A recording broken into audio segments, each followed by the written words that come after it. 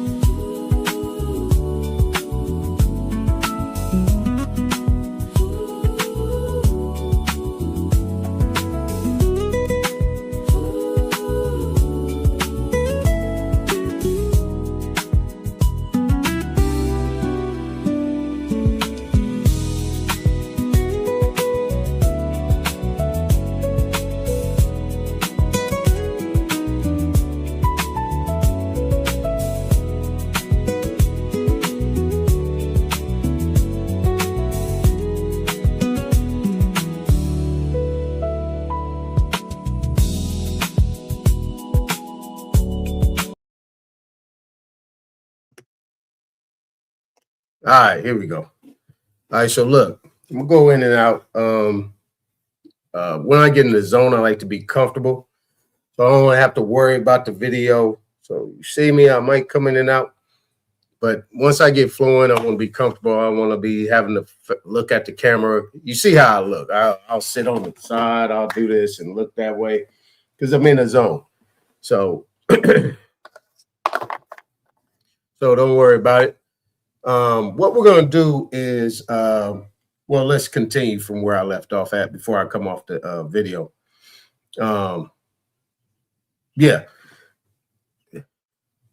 The people that are considered to be the ancient ones have circumnavigated this world 10 times over. The history of what people consider to be American history is actually world history. So anything that you know in America has happened around the world. It's the main reason why everybody is over here. Why is everybody over here? You ever ask yourself that question? At the same time, they coming over here, they're telling you you ain't shit.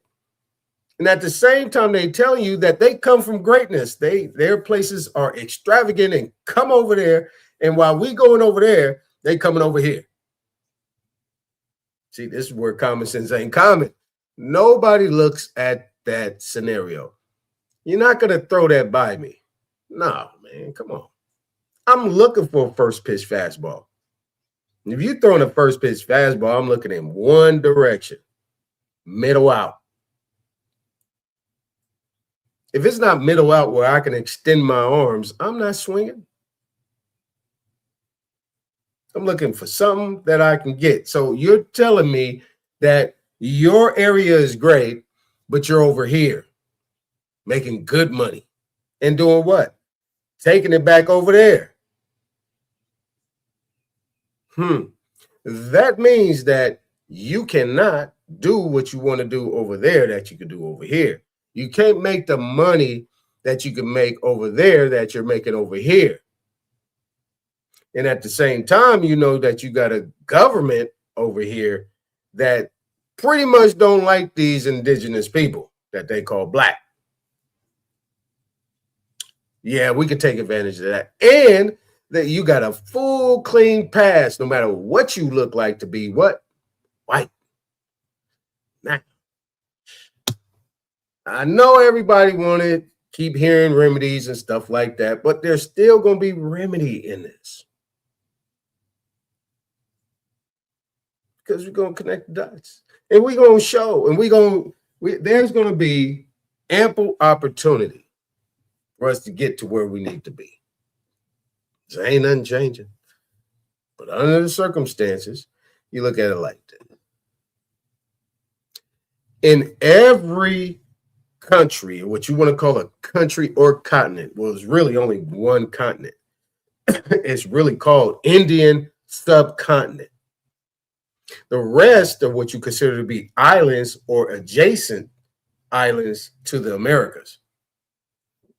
So those Indian subcontinents or Indian Asian continents. So you got the Indian subcontinent, and then you have Asia Major, Asia Minor, and then Eurasia. That's what they call.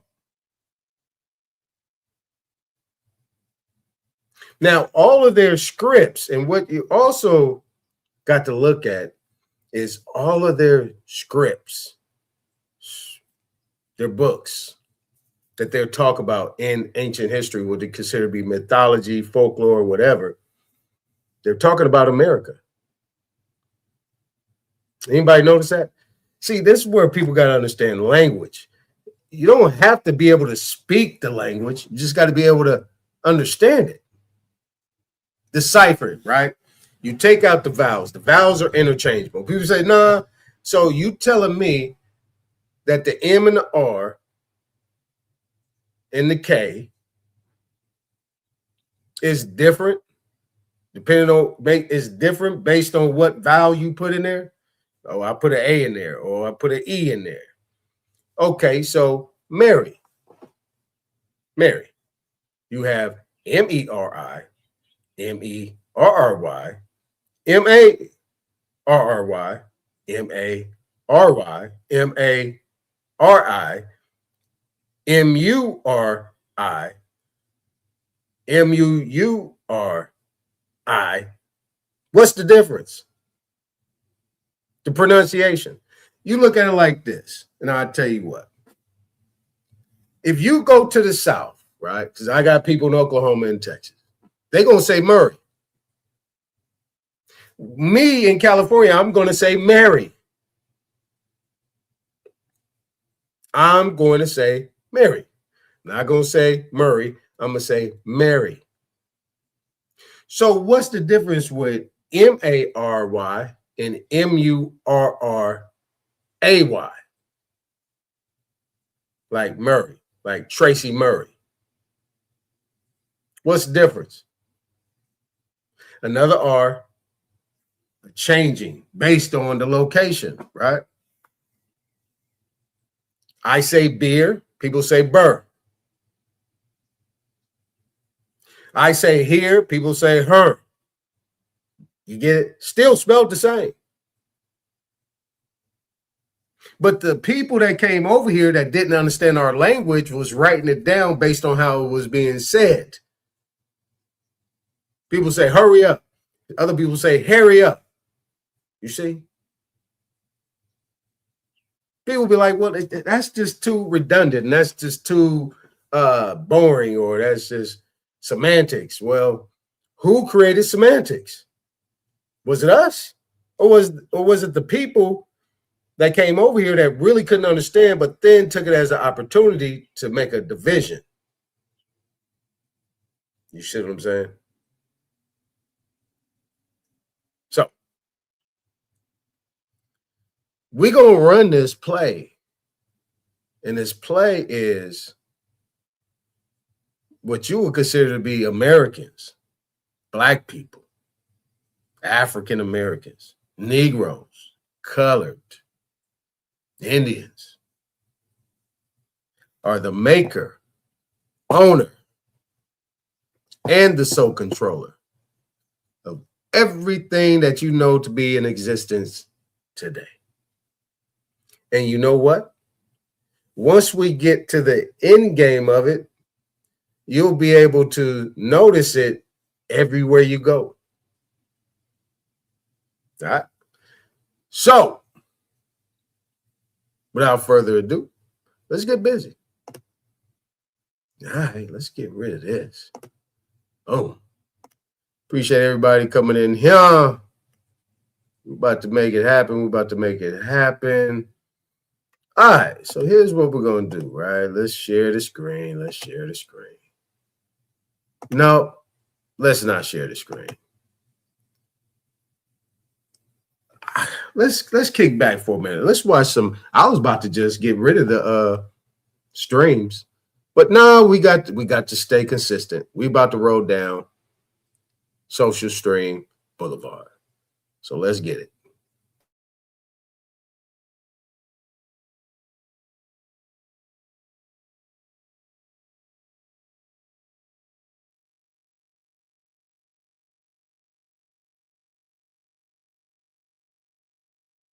This avocado was created by Rudolf Hass in the 1920s. Yes, he created it in California, and he put a patent on it in 1935. The patent, however, expired in 1952, and that is when others were able to grow the Hass avocado. All right. Now, this is not found in nature. It's not natural, and so it is on the acidic side of chemistry. So we're going to throw that away. Anyways, now this avocado. This is the type of avocados that we find in nature. Smooth skin and green. They do come dark as well sometimes. This has been around. Man's account of this type of avocado is about 400,000 years ago. And it is said that ground sloths used to eat these before human beings started to eat them. This type of avocado is on the alkaline side of chemistry. I'm going to make a video soon about alkaline foods and acidic foods, and why we should try to eat on the alkaline side of chemistry for our health. All right. Anyways, thank you for being here. Welcome to the Wellness family, and I will see you again soon with another informative video. And remember that the answer is always in nature. Peace and love.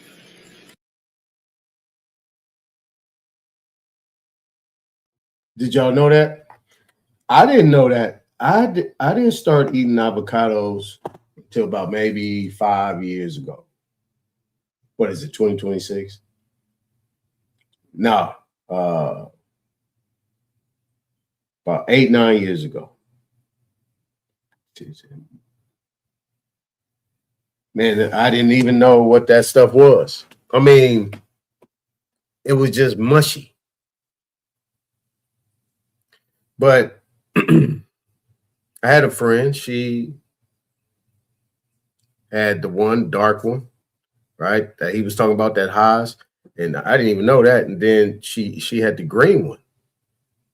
So when I say she different, she was different. Man, she grabbed that avocado, the green one she had, the second one, and she ate that like an apple or a pear. I said, "What are you doing?" She said, "Eating it." I was like, "Yeah." She said, "I eat like 2 or 3 a day." I said, "Dang." We learn something new every day. Yeah. So those are the avocados. That Haas, that was good information. Thought I'd share that with y'all. All right, so let's keep it going. Hold on. Hold on. This needs to go over here.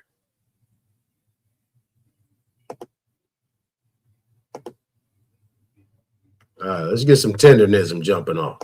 Champ, this might have some tenderism to it. How y'all doing today? Look at here we are, boy. Finna do a little shopping off in here. Man, everything's so clean, man.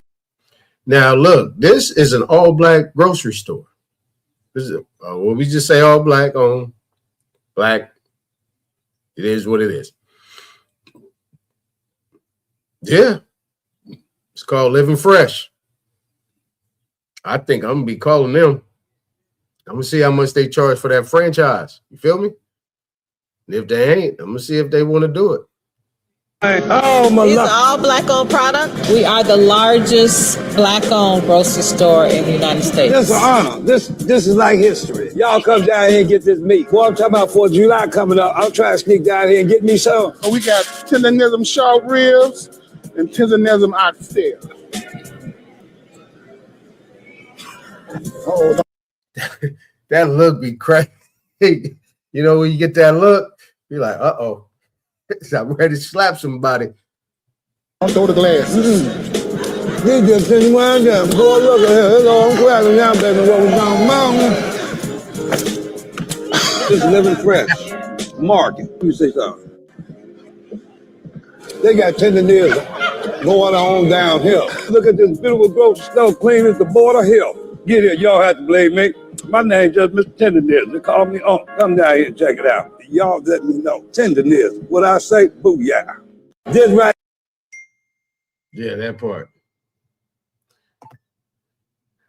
All right, what are we doing next? Let's bring this down here.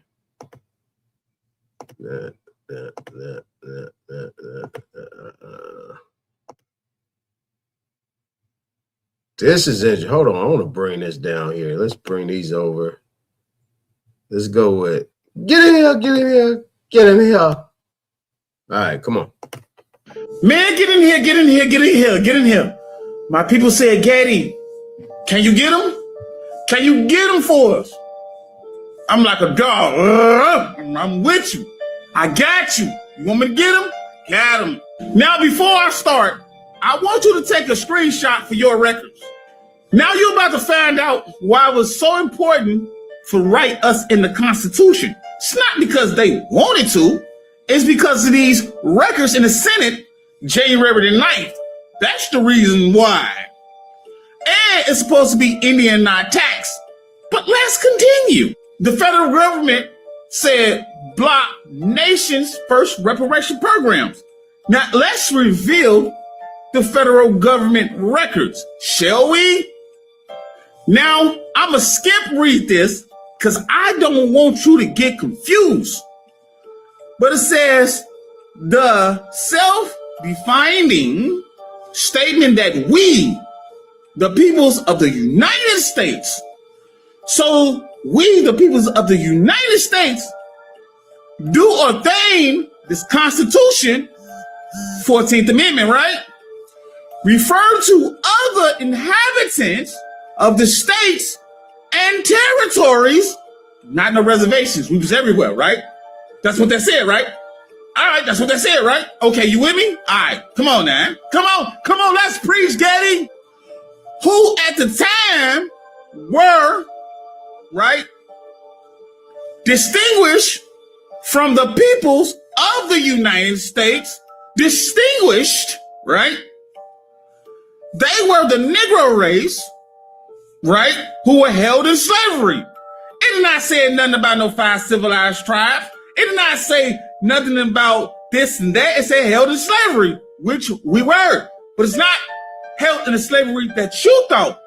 It was not getting paid for the services as being an Indian that knew the land. Bingo. I like that. I like that. I like that. I really do like what he just said. Those who were not getting paid. See what I'm saying? This is why a lot of those Negroes was running back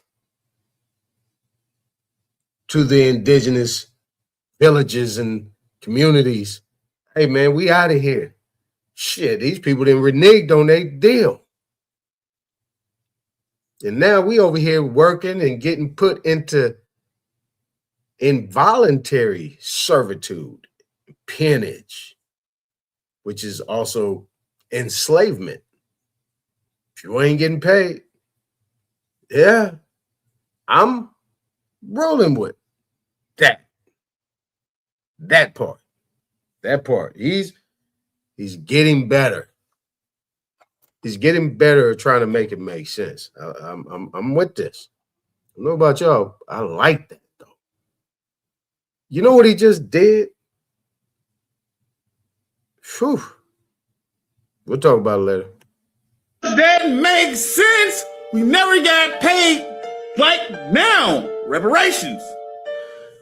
And were so recognized, that were recognized in terms by the Constitution, Indian not taxed. Does that make any sense?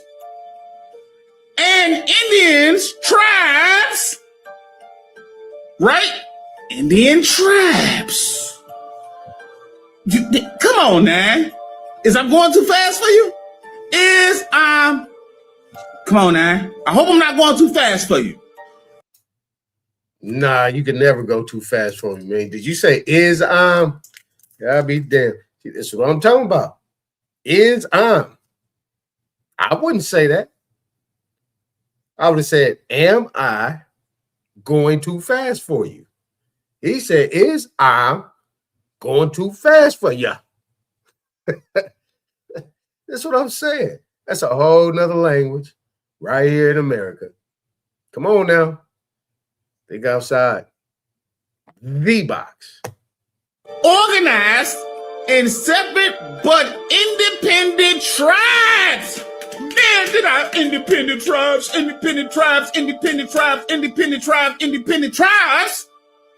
as the congressional record say, right? Governments and Indians in the states where or who were not taxed. Indian not taxed 14th Amendment. Uh-oh. Ho. Don't nobody move. Don't nobody move. Man, Now read this statement right here. This is very important. Sovereign. Sovereign. Now, the statement that the 13th, the 14th, and 15th Amendment are considered the second constitution for what? African Americans. But it was for Indians. It's largely accurate. All secrets revealed. Man, get in here. That was good. That was a good one. I'm about to come on back. And come on, bring this down here. Save that for later. What was that? Somebody messaged me? All right. On to the next one. Jim Freedom, resident of Earth. I know what you're thinking. Oh boy, here comes that annoying freedom guy. It's coming up here to, I'm the guy that thinks the Constitution trumps your meeting rules. How silly of me, I know. I don't actually believe that, though. I'm more aligned with Lysander Spooner, who pointed out that the Constitution has either authorized such a government as we've had, or it's been powerless to prevent it. Either way, it's unfit to exist. We need something new. I do what I do just to prove that the supreme law of the land is a stupid joke and none of you follow its rules. We'll never be able to fix the problems in our society when our representatives don't play by the rules that we all thought were in place. To the people watching online or later, your anger is righteous and justified. The servants have written their own new rules that contradict freedom and use their army of order-following cowards with badges to punish enough of us effectively, making us their servants. Don't you dare walk across that street in a place we don't like. Don't you dare make certain noises with your mouth that we don't like. Don't you dare try to record public court proceedings. Don't you dare grow a food garden in your own front yard. Don't you dare assemble a protest in a way or place we don't like. Don't you dare travel in a vehicle without using a seatbelt. Don't you dare sell tamales without paying for our permission first.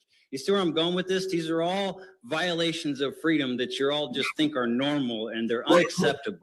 To a society that thinks that these threats are acceptable, that's a profoundly sick society. And Krishnamurti points out it's no measure of health to be well adjusted to a profoundly sick society. The few good things that do come out of this building could be easily replaced by voluntary systems that don't require terrorism and revenue generating for funding. You can get your money through voluntary means. You don't have to do it through the traditional ways. Just because that's been the way we've been doing it forever doesn't mean we always have to do it. I'm here to suggest that you need to dig within yourselves, not you guys, everybody else, because I know you guys are just listening until I'm done so you can say thank you and then go on with your lives. Anyways, that's all I pretty much have to say with that. For the last minute, I just wanted to point out one thing that Corey said that I didn't like in a Facebook, it was a Facebook advertisement, and I quote, "Vaccines, getting vaccinated is what keeps us free to do the things we want," end quote. Can you hear how that sounds? Can you hear how messed up that sounds? I mean, I know that's off topic from everything else I had, but it just the people in this room, they even pointed out the people said one thing about an issue and then you guys said 7-0 the other way. I mean, that's the way it is. You guys don't listen, you don't care. And I'm just here to voice that out so more people can be made aware of that, because as soon as we reach a critical mass of people that are aware of what's actually happening, then we can start to work on how to change it. Last thing I want to say is fuck your warnings. Oh, shit. All right. All right. Interesting. Tell you. White boys go kamikaze on you. The principles of commercial law says, in substance, infants lack capacity to bind themselves by contract. Contracts made during infancy are void or voidable. Even ratification after full age may be restricted. Debts, promises, and accounts stated during infancy are not enforceable. The law protects infants from contractual liability. Hello. This is black letter commercial law. I got another good one for you. So you. No, not you yet, lady. All right, here at the Hillsborough Courthouse, and we're with your name again, sir? George Werner. George Werner, and you're an attorney, right? I'm a lawyer in Ybor City. Okay, and you're fully behind jury.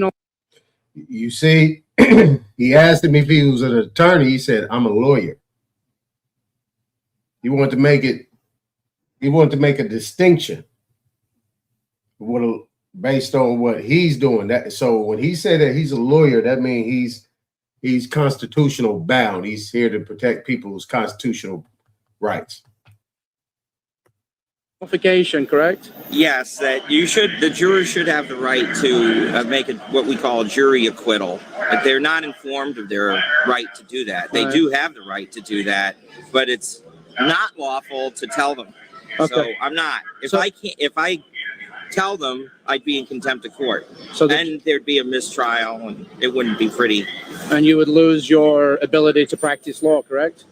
Well, it could eventually end up in that. I could get referred to the bar for an investigation. Okay. And no one wants to be investigated by the Florida bar. So, all right. But contempt of court's just as bad. You could do 30, 60 days as a lawyer on a civil contempt of court for causing a mistrial by advising the jurors of their right to do a jury nullification. Even though it's part of American history. Right. Can this guy shut up? You're interviewing this lawyer and you keep jumping in the conversation. Man, let this dude talk, man. Man, I can't stand when people do this. Even though they can't write it out of the Constitution. Why do you think that is? Why do you think that the judge doesn't want people to know this information? Because they want people doing exactly what the legislature says. They want their convictions. Everything tends to get one-sided. Now, remember yesterday when the brother Big Dog Philly OG brought up the guy, the black authority, and he's talking about this common law thing where the judge is the one, so on and so forth. Now, this is a prime example of what I'm talking about. They want things to be one-sided. This is what we're talking about. Article 1, Article 2, Article 3. What we're doing.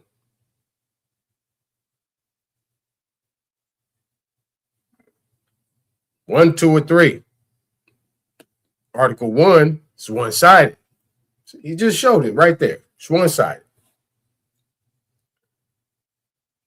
Everybody within the Constitution in these articles, the legislative, the executive, and the judicial, have a job. What the judges do is interpret the law. The executive branch executes the law. The legislature writes the law, or what you would consider to be law. But what people don't understand is that law pertains to the officers, the public officials, the elected officials, and all the people that are appointed up under them. It's not for the people. Because the people are the one that sets policy and says yay or nay. They must enforce it. So you agree then, if there's no victim, there should be there's no crime? Well, that's another thing. Victimless crimes are crazy. But then again, you know, my philosophy is a bit towards the libertarian side. Okay. So. But let's say, for argument's sake, if somebody was cited $500 because their grass was like four feet high, do you think that... I've had to represent people who have gotten in trouble for calling bingo in a county that they didn't live in. Dog at large. A dog at large is your dog got off the leash and is running around. A guy cleaning an old worn-out rifle, or reckless display of a firearm. These are all victimless crimes, right? Yeah. On his front porch. No real reason on his front porch. No real reason for them to be in court, right? No. No. It's the reason is so that the system can make money. Okay. Ding, ding, ding, ding, ding. Hey, I'm just here. Doing what I do. I'm going to come back to this guy. This guy, bookmark. When we have that conversation, we're going to combine all these things together. We're going to bookmark this. See, this is why I said in one of those other presentations I did, some people need to stop talking. Be funny. Entertain the people, right? Be funny, entertain the people, and that's that. I mean, it's like people saying, you know, shut up and dribble. Go catch a pass. Go hit a ball. Well, to the social media streams, shut up and be funny. You know, that's why comedians be comedians. They can find out a way to tell the truth and be funny. Mask it. Comedians are the best at doing this. Getting information out and being funny at the same time. Sometimes you need to stop talking. Just because you read a book or two don't mean you got common sense. It just means you're regurgitating something that you really have no full knowing of. And this is why I say, like, stay in your lane. Make that out to be comical, because everything you're doing is comical, and it's not going to amount to what they say, a hill of beans.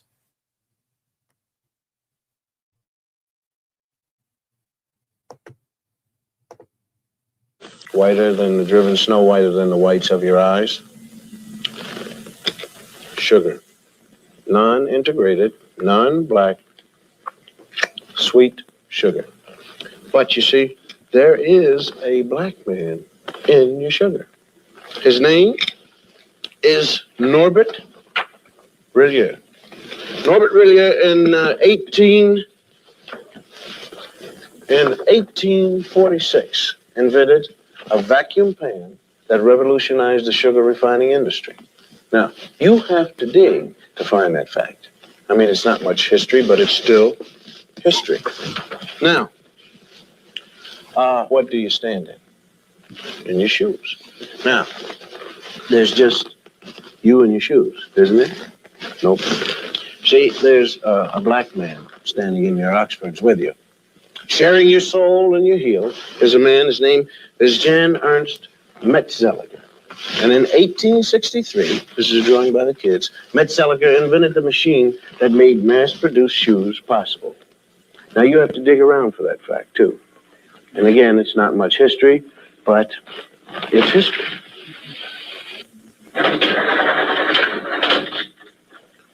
Am I coming in clear to California? I mean, is this TV signal driving through a pass in the Sierra Nevada mountains and slipping into San Francisco? Okay, well, I want to thank you.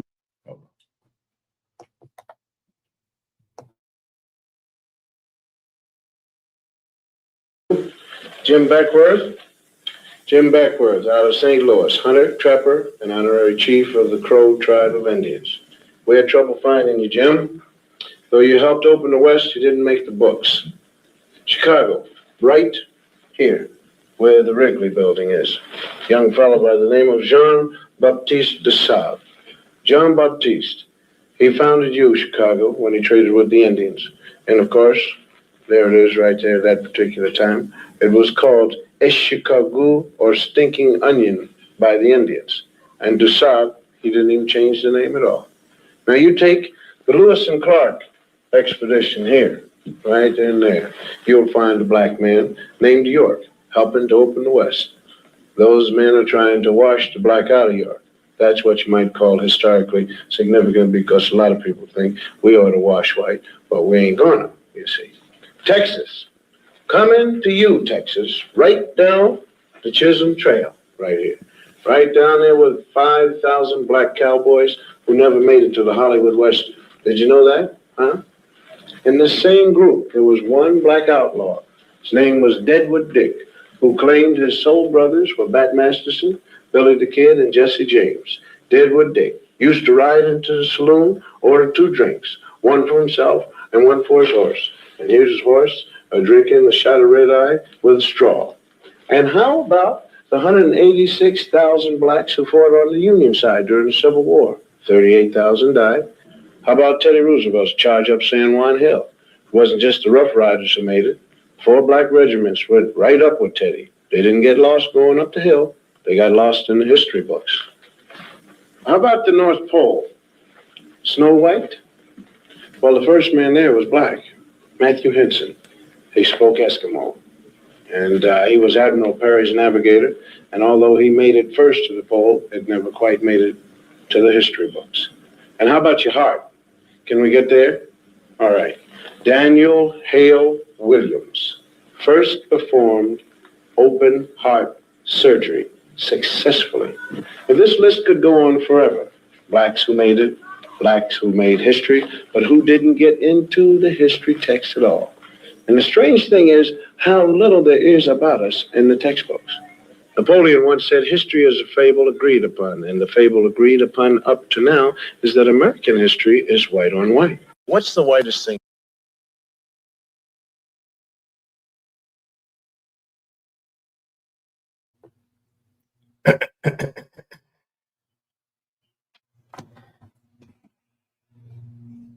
So, yeah, we getting started. Uh-oh, that was a bombshell, wasn't it? I don't even know why. We ain't got no fires up in there. And you said, well, we gonna talk about American history. We are gonna talk about American history. Right. Bill Cosby was cold. Y'all didn't know Bill Cosby was cold like that, huh? Now, Chicago, was some of the brothers say Chicago. Did y'all know that that actually was the name before we called it Chicago? It was Chicago already. Did y'all know that? Just saying. Oh, what about that brother named York? Oh, man, y'all thought that York was white, man. Well, did you? Didn't you? Listen, man, we got a ways to go to get to that. See what I'm saying? Got a ways to go to get to that. But what I'm going to do right now is keep going, man. We're going to keep talking about this. Just want to just lay these things out for you. We setting the table. You know that, right? You know we setting the table. We setting the table. I told you there is a legal document from 1866 that clearly states all freedmen and all free colored persons residing in the nation at the commencement of the rebellion, the Civil War, shall have the rights of native Cherokees. It's not an opinion. It's not an interpretation. That is the 1866 Cherokee Treaty, Article 9, recorded in the U.S. statutes at large. After the Civil War, the United States forced new treaties on indigenous nations. The Cherokee had to abolish slavery, but more than that, they had to define citizenship. So in 1866, they signed a treaty that would shape identity battles for over 150 years. And the language is clear, not partial, not temporary, but all rights, meaning all rights. And here's what most people miss. This didn't just apply to people who were enslaved. It also included free people who were already living inside the Cherokee Nation before the Civil War, meaning citizenship wasn't just about blood, it was about presence, community, and political belonging. Now, listen to the people who actually lived it. During the Dawes Commission interviews in the late 1800s, Cherokee freedmen testified, "We live, quote, we lived in the nation before the war. We were Cherokee citizens by treaty," end quote. These were not outsiders trying to claim something they didn't have. These were families who had already been living there, working the land, raising children, building lives inside the Cherokee Nation. Another testimony describes people who farmed Cherokee land, paid taxes, and participated in the community, and still said, quote, "We claim our rights under the Treaty of 1866, end quote. That's a lived experience, recorded in their own words. Even federal observers confirmed it. Bureau of Indian Affairs reports from that time state that freedmen were residing among the Cherokees and recognized under treaty speculations. So this is my opinion. When they say freedmen were living among the Cherokee, those freedmen were probably Cherokee. That was probably their family. Because a lot of people still aren't making the connection. These so-called Black people of that era were more than likely Indian, not Africans, they were Indian. I digress. Let's continue. So this wasn't hidden. It was misunderstood. It was documented by the people and by the government. But then something changed. When the U.S. introduced the Dawes rolls, people were suddenly divided into categories, Cherokee by blood and freedmen. That separation does not exist in Article 9, and the treaty said equal rights. The system created division. So the real question isn't what the treaty says, because the treaty is very clear. The real question is why something that said all rights was later interpreted to mean something less. This is not new for the Americas. They didn't stand by any of the treaties they signed with the indigenous. So this was just another way to create that division and continue to erase the so-called Black indigenous people.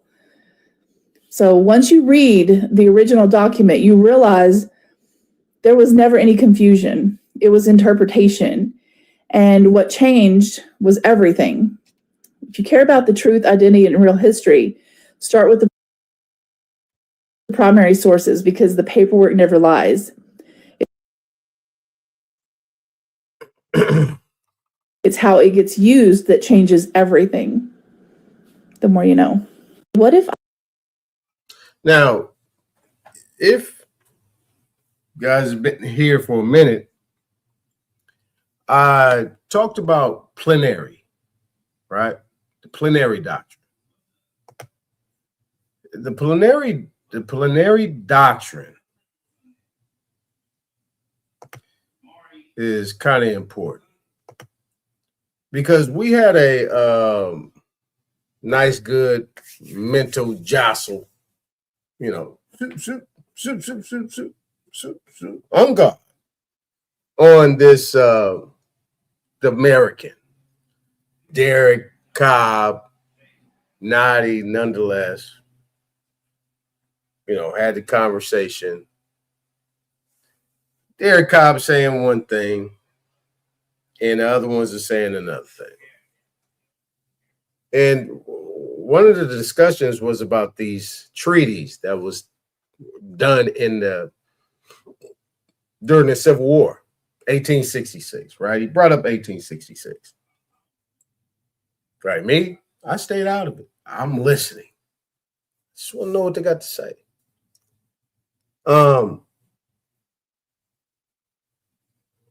So there was one side that said it was fake.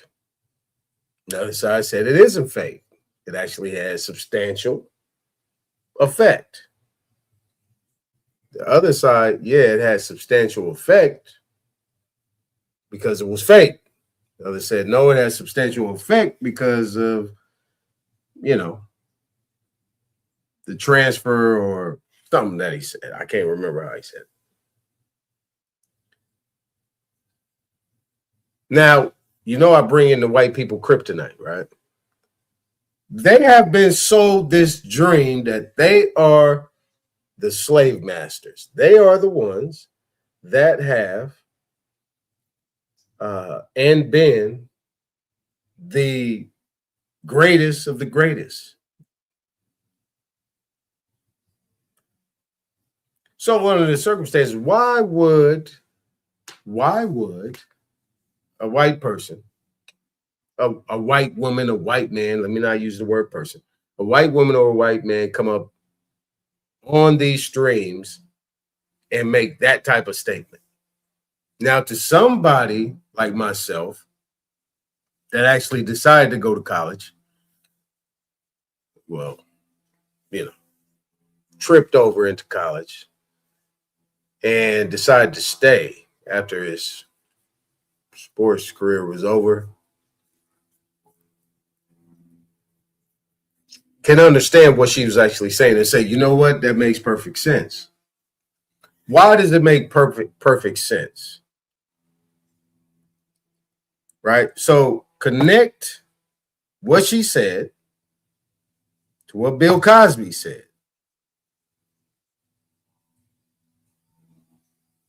Right? Then connect what Bill Cosby said to what Getty said. The get in here guy. Connect to what he said. Connect those dots. Connect those dots. You connect those dots, you say, well, wait a minute.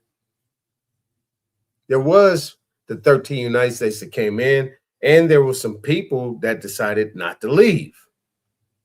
They wanted to stay on their land, but they knew if they stayed on their land, they would then become colorable.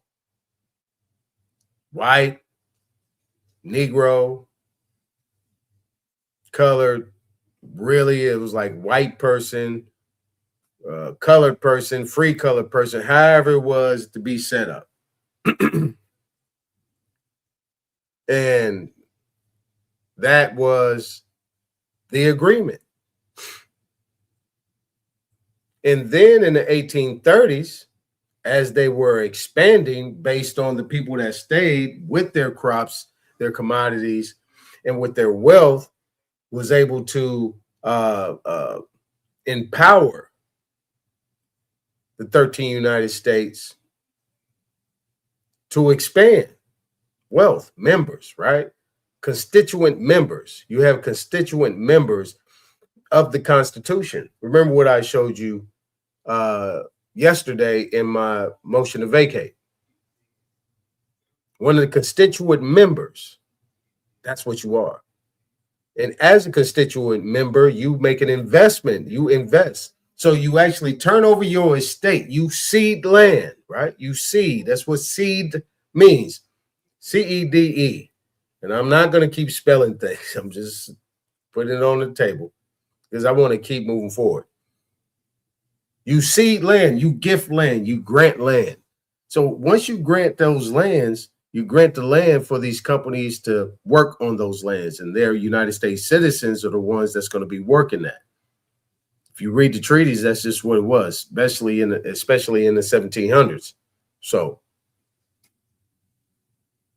once that happens, then they can put that on their books as an asset and utilize that for monetization. So they utilize that for monetization, and then it expands and expands and expands. And once they got enough power, then they were able to finagle the contracts. And once they finagle the contracts or the agreements, or then you have somebody that's within that group that decided to go on that side and say, hey, I can be the landlord. I can be, I'm this guy.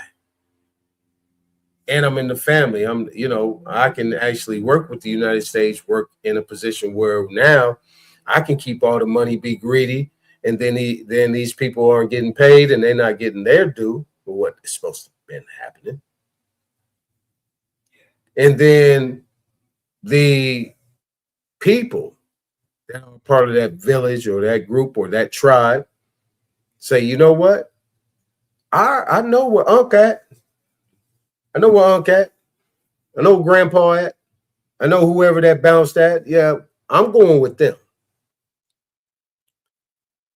But you're under an indentured contract. So under that indentured contract, you move out. This is where heirs property come in. You move out.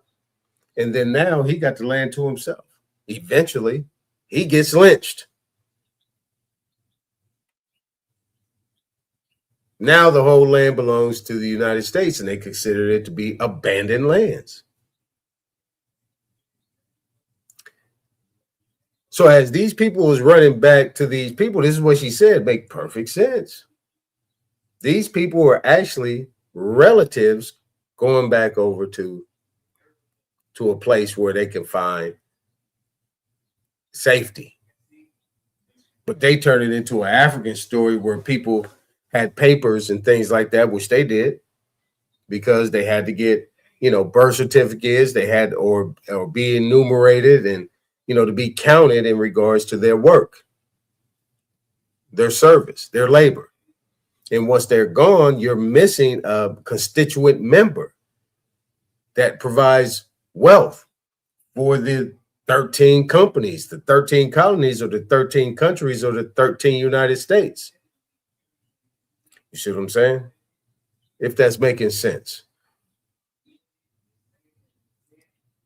Now, what was also happening is they're saying, wait a minute, these people are going over here and we can't go over there in the Indian country. We have no jurisdiction. The United States said we do not have jurisdiction. We cannot come over there. That will be a declaration of war. And we do not want that. We have treaties that are in place. We do not want to stop that. So what happens? You have a war between the states, not the Indian countries. The Indian countries, the Indian indigenous nations was not a part of that war. Now, this is the way I look at it. Is it true? To me, it makes perfect sense based on the understandings. Now, people will say, well, treaties and all that stuff, they fake, they this, they that. Okay, well, you're going to have to prove that to me. prove that these things are fake. Because what I do know is that the situations that our people have been in is about as real can be. Everything that's going on right now is about as real can be. So we can't say that's fake. So if we're not saying that's fake, how can we say that all the other stuff is fake? Can't say the past is fake. You telling me we just fell off into prison? We fell off into being called niggas and black and darkies and all this type of stuff and no rights and all this stuff. We just fell off into that. Well, if that's the case, we might as well run back to the West African slave trade and roots.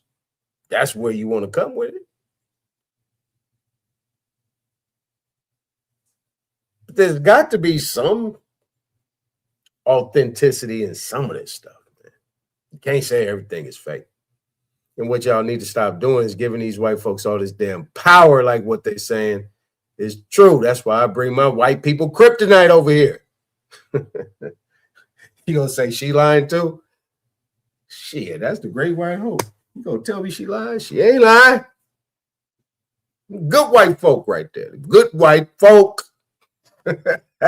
You hear me? All right, I ain't done. I got one more.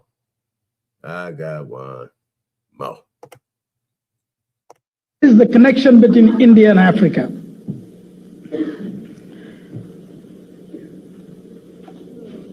I think by now probably a lot of people know, because I've asked that question several times, that India used to be called long time ago Eastern Ethiopia. Everybody knows that, right? No. Yes. Okay. Yes. Yes.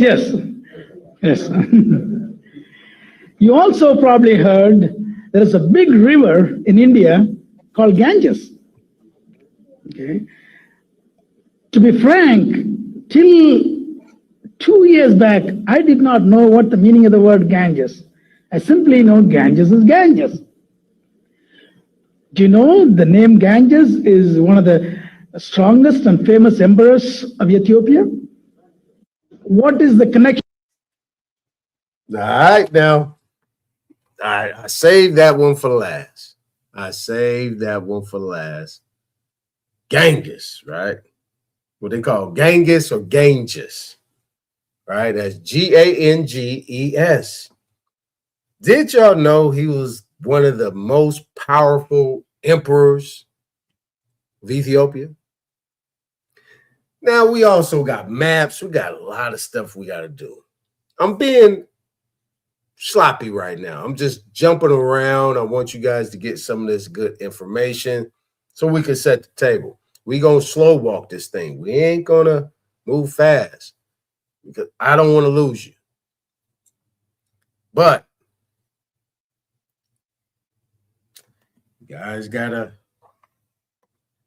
This is that guy right here. Let me blow him up. Oh, yeah. That boy considered to be East Indian. Now, what I'm going to do is I'm going to come back over here. I am going to put that together. What's going on? None of your business. How you doing? Nonetheless, it's the backup smear. Oh, yeah, it's that wrap-up smear. He said the backup smear technique. Yeah, that's the wrap-up smear technique.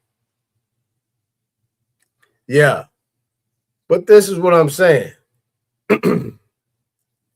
Me, you know what I'm saying? I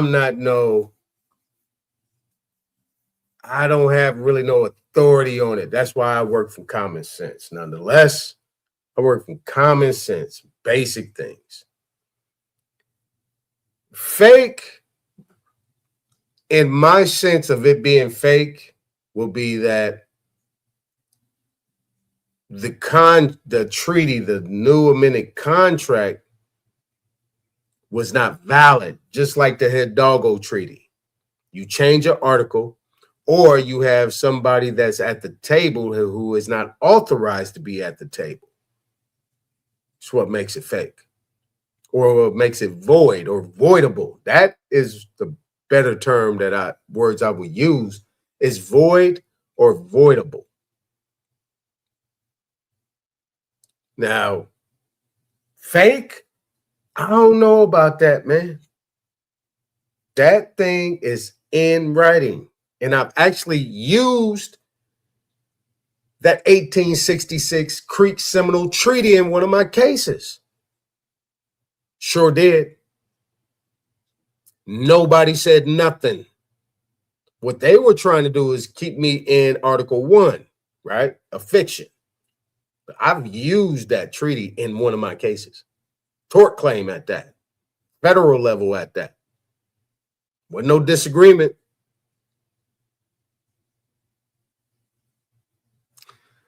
One of these days, I'm going to play the audio. I just played it for my partners. You know what I'm saying? They heard the audio.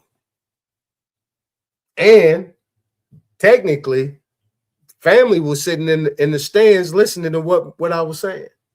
They saw it. They witnessed it. And I guarantee you, they didn't want to talk about none of that. They didn't want to talk about none of that nonetheless. I'm just saying. It is what it is. But we'll get to the truth. All right, so here's what we're going to do. I'm going to share my entire screen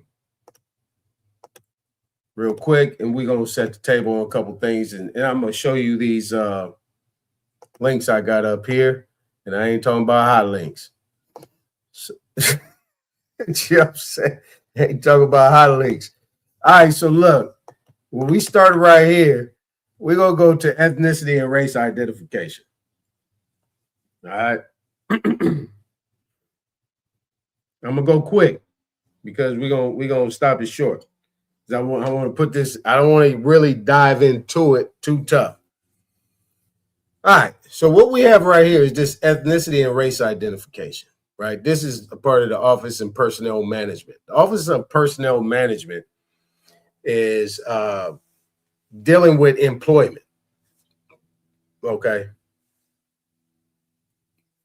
So, Office of Personnel Management, you got the Office of Management and Budget, right? OMB, in order to get funded, the Office of Management and Budget, in order to get funded, you have to be in compliance. Okay?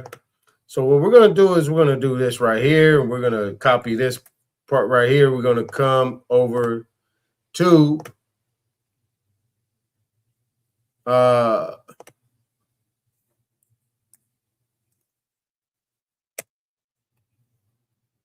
right, so this section addresses employment discrimination in federal government agencies, prohibiting discriminatory practices against employees or applicants based on race, color, religion, or national origin. It also outlines the enforcement powers of the Equal Employment Opportunity Commission and the procedures for filing complaints. Now, what we're going to do is we're going to come here, click on this. We're going to go to notes. We're going to see where this started. This act, referred to as subsection E, here's the public law, July 2nd, 1964. What happened in 1964, right? Wasn't that the Voters' Rights Act or the some act, something to that effect act that deal with so-called black people? All right. Right. Known as the Civil Rights Act of 1964. All right, so we know what that is. Now we go to authorities. It is the authority, right? This is where people like to go to U.S. codes. But what they don't do is go here to the CFRs. That's your Code of Federal Regulation. These are the authorities. The U.S. codes are the enforcement.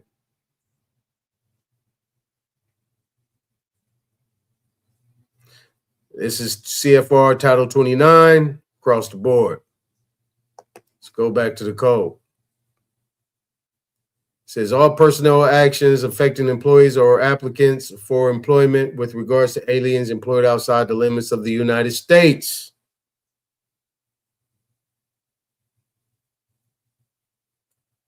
So it says, or applicants for employment, except with regards to aliens employed outside the limits of the United States. So right here, or applicants for employment in, so let's take that out. Let's go back here. Employees or applicants for employment in, and we remember applicants, right? We figured out what applicants are. Shit. What applicants are in 5 UCC 1-02 in definition. Applicant is one that issues a letter of credit in military departments as defined in section 102 of Title V. In military departments. Now, when we go here to notes, it says right here. It says right here. My bad. Let me come back over here. I'm in the wrong spot. So when we come right here, it says addresses employment discrimination in federal government agencies. Federal government agencies. All right. So if it's federal government agencies, so if you're employed in federal government agencies, that means you work for the federal government, right? But what is considered to be federal government agencies? That's another conversation. We're not doing that. This is more of your intermediate to advanced type of setting here. I'm not going to spell everything out. So now we come back here. Now it says, under the circumstances, in the bottom half of this paragraph, it says, providing this information is voluntary and has no impact on your employment status. But in the instance of missing information, your employing agency will attempt to identify your race and ethnicity by visual observation. Now, why would they put that in there?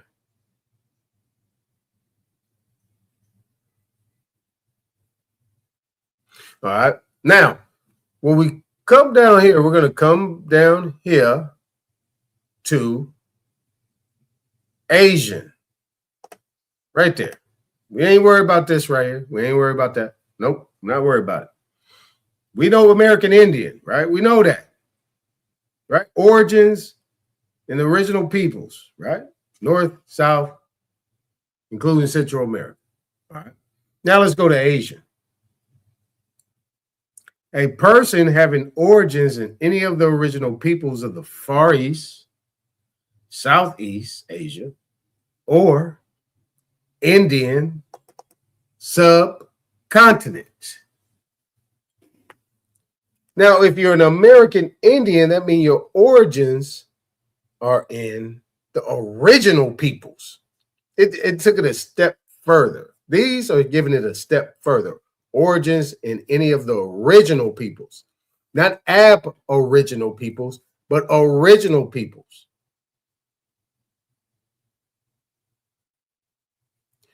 Now it just come to say what came first, the chicken or the egg, or what came first, American Indian or Asian. But look at the order. The order is the order. The order is who's first. Now, if we have an Indian subcontinent, then that means an American Indian is greater or prior to this Indian subcontinent, because the key word is sub.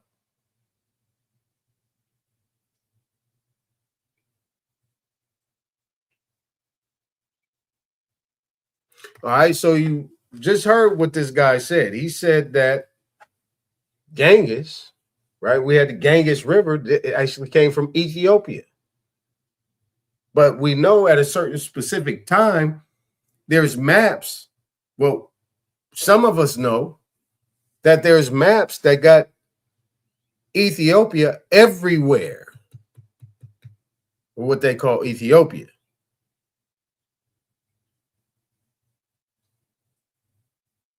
They got the rivers, the sea, not the rivers. They got all the oceans, the Atlantic Ocean, the Pacific Ocean. They calling that Ethiopian Ocean everywhere. Now people say, well, that can't be true. It wasn't Ethiopia at the time. But do you know there's times where generations go on. And at a certain change, people change, names change. So whoever was in power at that time, we just say, for instance, right? If we say, for instance, let's go with somebody that we can put our finger on. Hannibal. Let's keep it in that perspective. Hannibal. Hannibal had a daddy. Hannibal's daddy had a daddy. You see what I'm saying? Now, under the time, he kept the name Hannibal, but his first name or whatever changed.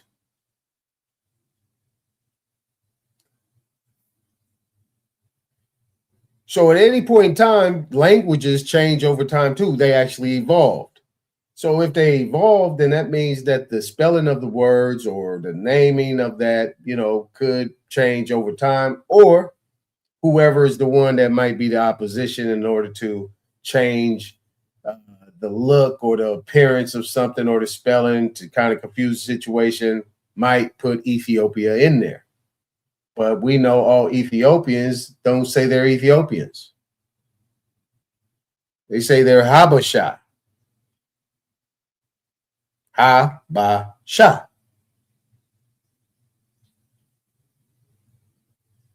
Eritreans have another name for themselves too as well. But the Eritreans and Ethiopians created that division, but they're all Habasha. There are other names for them too.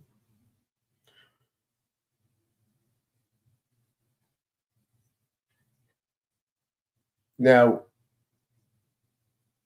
if this is considered to be the subcontinent, and this is Asian, remember, Caucasian, then that means all of this is Asian.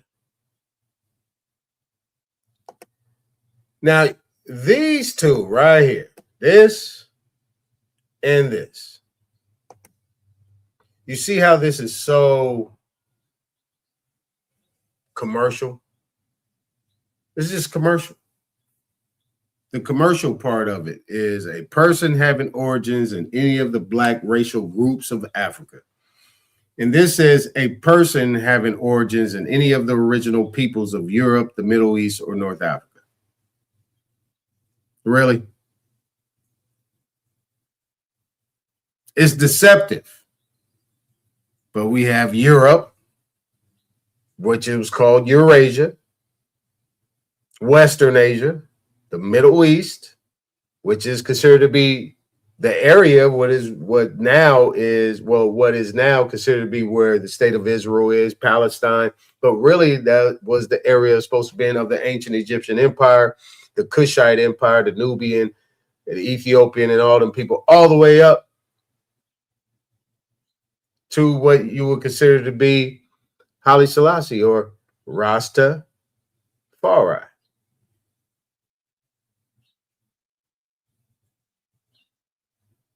The Negus Negas. Now, we're gonna play with these words a little bit. We're gonna play with these words. Yep, we're gonna play with these words. So that way nobody can play with you with these words. You feel me? Now, let's get that straight. We know now that the Indian is subcontinent, and he actually made a connection. When I say he, just make quick reference. He, meaning this guy right here. This guy right here. right? So this guy said that there is a connection between what they consider to be ancient India and Africa.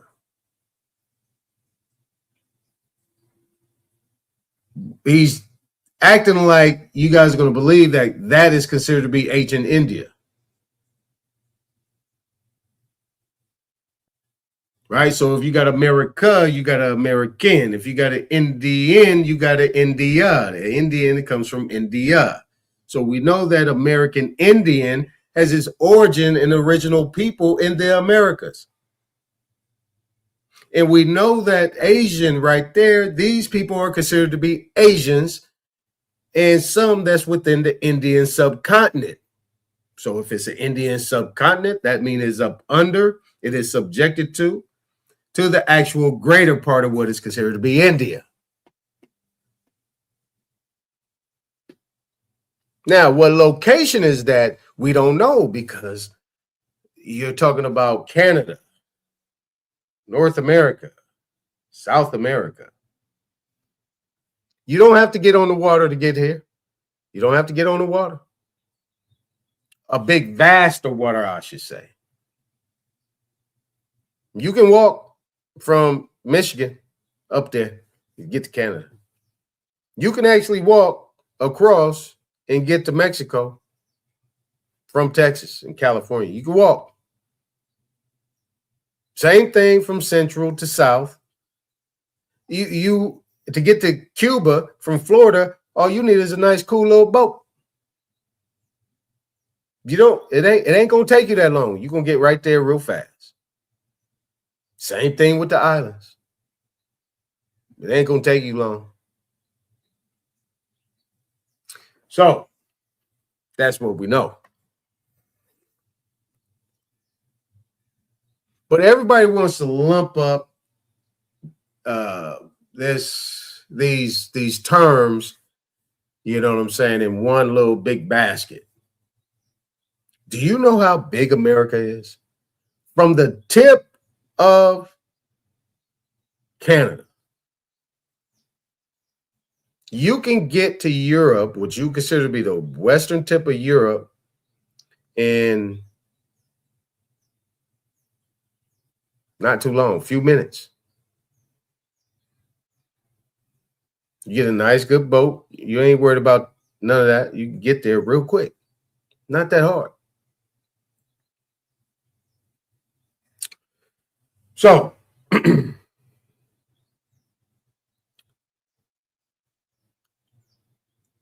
don't want to have this discussion again, y'all. India is right here.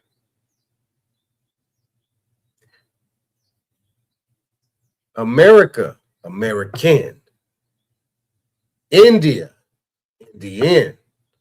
Now, let's keep moving forward. Now, what we're going to do is going to go them all back. I got these things lined up. We're going to start in order. Here we go, right here. Here we go, right. Oh, my bad. Here we go, right here. Okay, hold on. Let's lower it a little bit. Here we go, right here. This is called Hinduism's and Sanatan Dharma.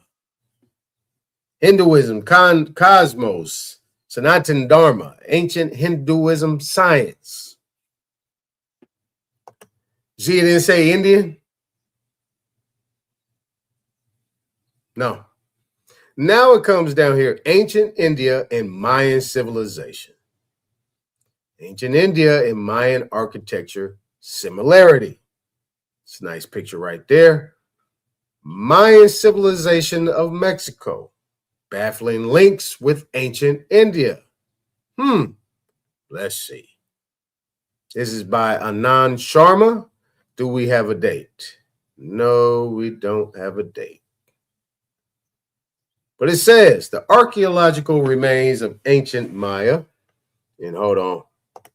I forgot my camera on. So let's get the camera off. Did my little soliloquy. Let's get busy. So it says right here, The ancient Mayan civilization of Mexico are lying scattered in the parts of Yucatan, Campeche, Tabasco, and the eastern half of Chiapas, as well as in the territory of Quintana Roo of the Republic of Mexico. Also, the Honduras, the Dominican Republic. Got about those. Covering an area of about 125,000 square miles, its traces are to be found in the western section of, Honduras Republic, Petén, and adjacent islands of Guatemala. I'm not good at geographics at all. In adjacent highlands of Guatemala and practically in the whole of Honduras. Now, Honduras, none but brothers and sisters pretty much out there. Nothing but. I had a group that came out and performed for me in LA called the Latin Froze. This was back in like 2001, 2002 or something like that at a college event. And when I seen them, man, my jaw hit the ground. I mean, afros like like our afros. You know what I'm saying? I was like, what the hell? Like my complexion, like 5'10", 5'11", 6 foot, all about the same, thin, slender. Them was brothers. I said, I'll be damned. Now, this is when I didn't know too much about too much, or really I didn't care about too much or too much. But yeah, Honduras, they was nothing to play with either. They was really about their stance. But anyway, let's keep going. There are many theories have been advanced by scholars to explain the origin of these American Indians. Wait a minute. I haven't read this in a while. Wait a minute. Wait. Okay. Let's go back here. Did I miss something? Yeah, I did. Okay. Admiral Christopher Columbus mistakenly called the New World inhabitants as Indians. All right, let's see where this is going to go. Although he corrected himself subsequently, the natives of Americas continued to be called Indians. During the course of this third journey, Columbus came into contact with Maya people. Many theories have been advanced by scholars to explain the origin of these American Indians and if there were any links between the ancient civilizations of the Old World and the New World. Now, you see in that paragraph right there, they just threw that in there to say the origins of these American Indians. See how they threw that in there? That was slick, wasn't it? That was slick. There are historians who believe that the American civilizations, wait a minute. Yep. There are historians who believe that the American civilizations were purely native in origin. Now, we looked up what native means in Black's Law Dictionary, what native is on the other level, okay? Native in origin, and also those who maintain the theory of Asians crossing over through Bering Strait via Alaska and reaching the American continent some 12 to 15,000 years ago. Now, right there, let me just go back a little bit, where it says there are historians who believe is what you would consider to be rely or don't know. Better yet, like the so-called pale-skinned white girl said, no primary source. Primary source. So they got to believe it. No primary source. So it says, believe that the American civilizations were purely native in origin. So what does that mean?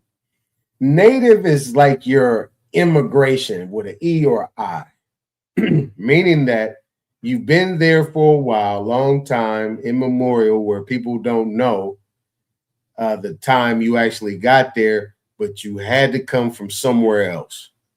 Why? It's the out of Africa thing. Old world, new world, like they saying. Is America the old world or is it the new world? Or is it the old world with new discoveries?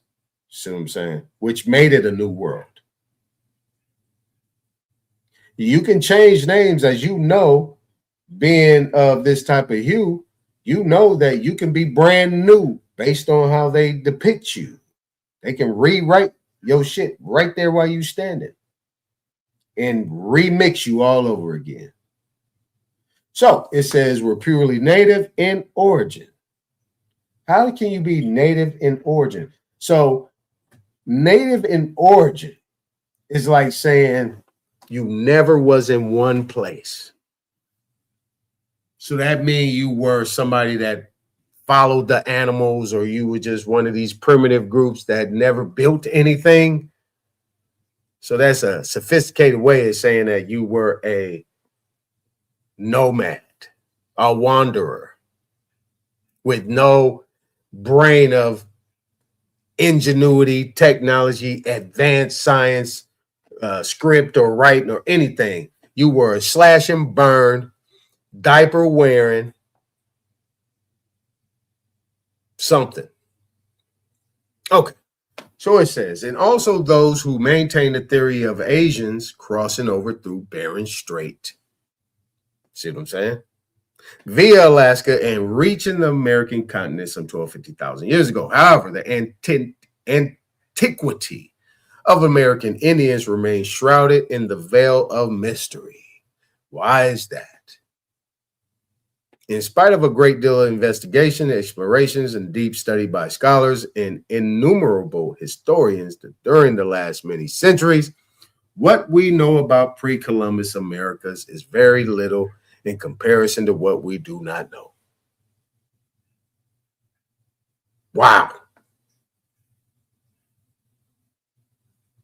So they still don't know, or they don't want to know, or they ain't supposed to know, or are they on a need-to-know basis? Now, to quote Glenn Daniel from his book, The First Civilizations, within 15 years, between 1519 and 1533, the Western world discovered and brutally destroyed 3 civilizations: the Aztecs of Mexico, the Maya of Yucatan, and Guatemala and Inca of Peru. Okay, so the Aztecs of Mexico, Maya of Yucatan and Guatemala, and Inca of Peru. Now, if you want to play with those words, let's play with those words a little bit. Peru. Put an H inside of there. Put an A there. Put an O there. Put another A there. Put an H there. What do you have? Pharaoh. Peru. Put a Y there. Put an R there, right? Pure.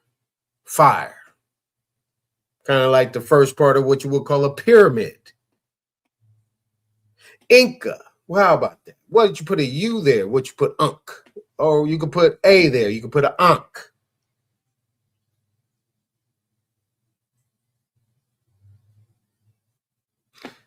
All right. So we have Maya. You also have Ma'at.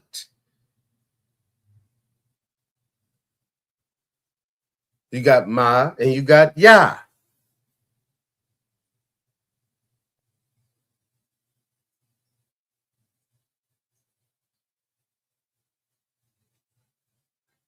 All right. So let's continue.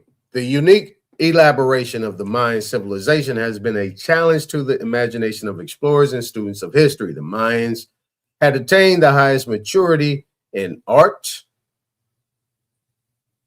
craft, sculpture, and hieroglyphs. What is highest maturity? The Mayans had attained the highest maturity. Okay, if you're saying you're mature, that means you kind of are like the elder. Maturity. And everything that comes behind that is minor to that maturity. Maturity, majority. So when we deal with that,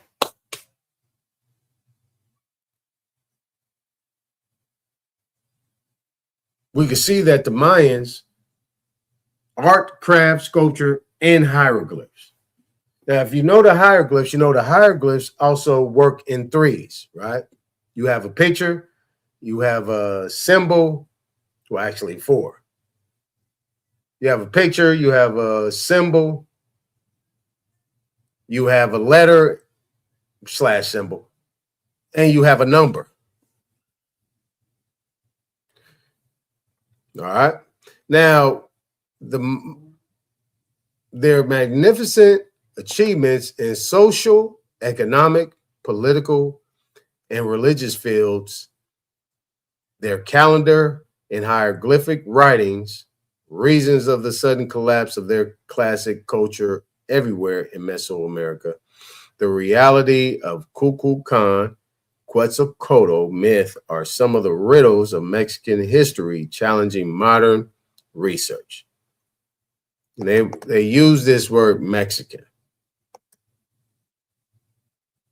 We're not going to sit on that. The Maya Indians.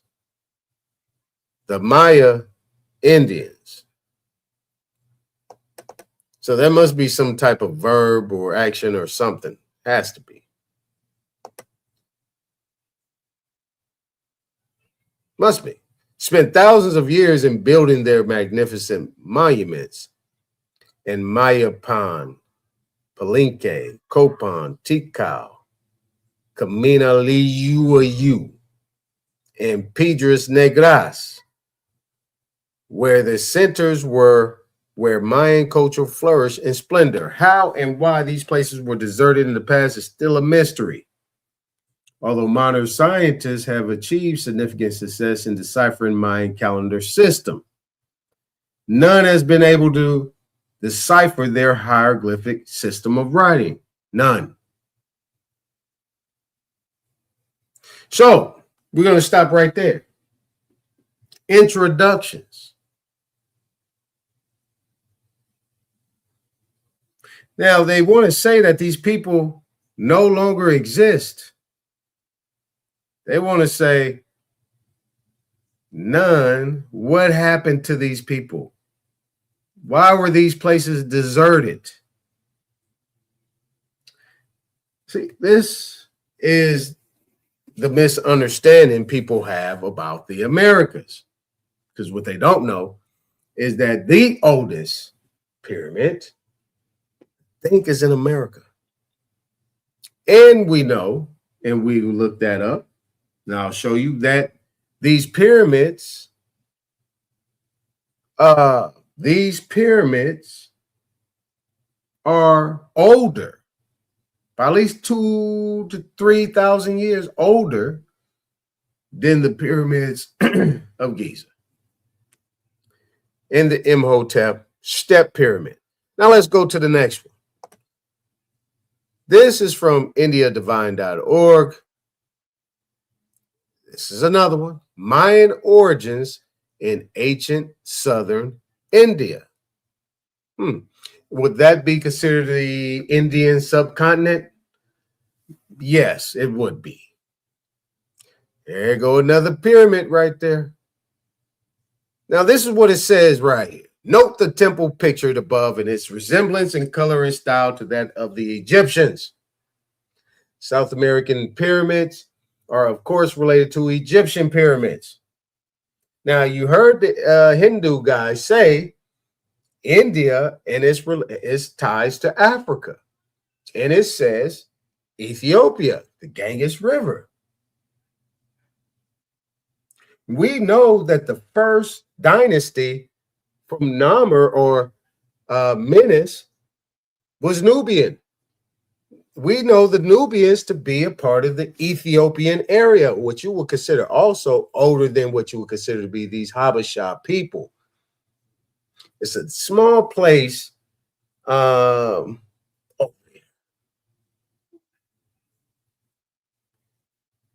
And those people still wear their hair like you will see on those reliefs.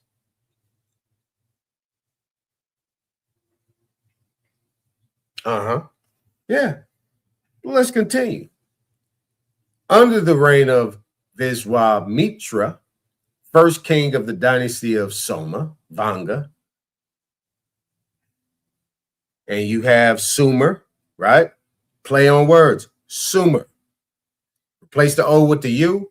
You have an A there, you put an ER there. Sumer or Suma. Shem. Vanga, right? In consequence of a battle which lasted 5 days, Manuvina. Remember this, Manuvina, heir of the ancient kings, being abandoned by the Brahmins, immigrated with an E with all his companions, passing through the Arya and the countries of Baria, till he came to the shores of Masra, Mitzrayim, Cairo. Doesn't that story sound familiar? That sounds like the story of Abraham. What did Abraham do? Didn't he leave with his people? Because he was thrown in the fire and he made it out unscathed and he left. And his God told him to get on out of here and find a land that I will and go to the land that I will provide for you. Remember? Now, might be a stretch, might not be. Who knows? But in Genesis, where did he go to find Ishmael's mother?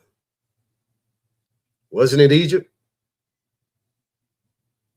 Didn't he meet one of the pharaohs?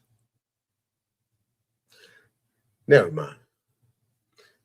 Let's keep going. Unquestionably. Now, this is these people.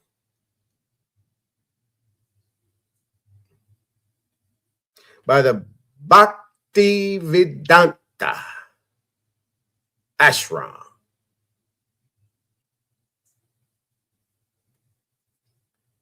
It says, unquestionably, this Manuvina and Menes, the first Egyptian king, are identical.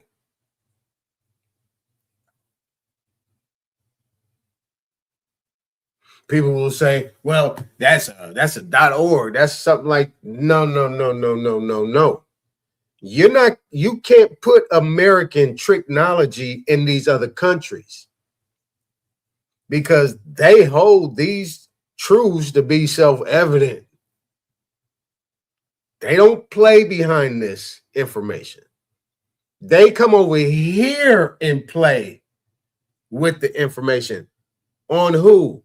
Our people. We're the only ones that have no clue what is going on. We're the only ones that don't know who we are, and we are the only ones that people go out of their way to call you everything but you, who you are, and that is the child of God. You ever think about that? Now, I just said earlier about Menes. This Menes was what you would consider to be Ethiopian. He was a Nubian, a Cushite. Because prior to the story, and I got to relate it to the Bible so you guys can get it. The story of Nimrod. Nimrod was the son of Cush, who was the son of Ham or Kim. Cush then took the coat of colors and then went east and built Babylon. Well, Cush went east. Cush stayed there. A remnant went east with Nimrod. That's why you have Kassites out there. That's why you have those statues of the black heads that with the lion bodies with the heads that you see in actually ancient Egypt. Which one came first? No, it was the other way around. So when Nimrod went back over to Babylon, he was actually going to visit his people, because there's nothing but a hop, skip, and a jump. You know, they make these maps that look like everything is super spread and all that stuff, but it actually is closer than what you think. But let's keep going. That's a digression. Now, Aria is Iran. So if we go back up here, heir of the ancient kings being abandoned by the Brahmins, immigrated with all his companions passing through Aria in the countries of Baria. Right? So Aria is Iran, Persia. Iran, Persia. Right? You have Iraq right there. All that was Sumer, what they call Persia now. Iran, so on as, you know. But okay, Baria is Arabia, and Masra was the name of Cairo, or what they call Egypt now, which to this day is called Masr, Musr, and Misro. You see what I'm saying?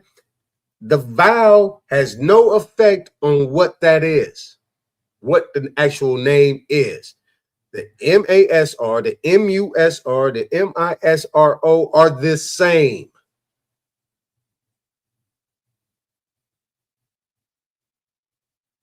And they still call it that to this day. When you come over to America and you're dealing with these people that are in control of the information, they utilize these names in order to confuse the situation. But most of these names that they utilize was things that they are subjected to. And what they do is they try to pass it on to you to subject you. Semantics. All right. So it says Phoenician history names Masr as one of the ancestors of Hermes.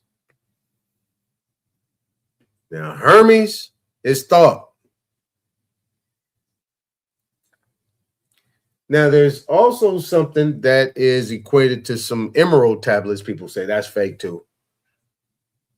But thought is said to come from the West.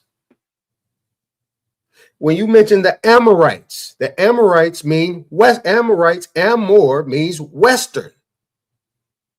The Amorites mean Westerners. So,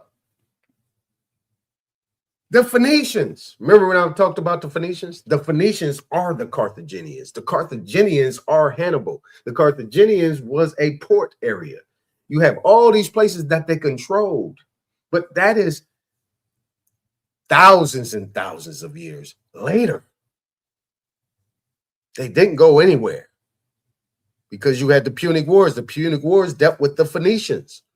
And you still have these people here, what they call the 13 families. All right. Now, Egypt herself had, see, they brought Egypt in here. Egypt herself had at those unknown ages when Menes reigned, received her laws, her social institutions, her arts, and her science from pre-Vedic India.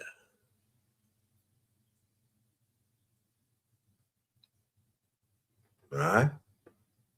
Now, it says, Menes is undoubtedly the Manu of the second sub-race. You got 5.2H in Egypt, and there is a close connection.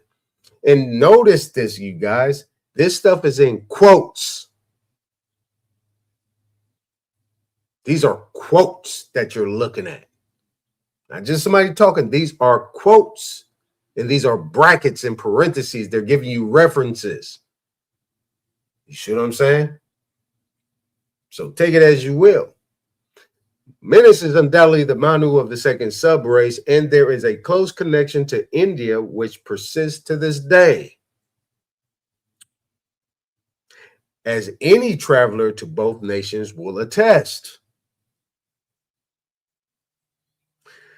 If the Mayans had a perfect identity of the rites, ceremonies, traditions of Egypt, then it is further proof that their genesis is in India, also known as Bharata in ancient times.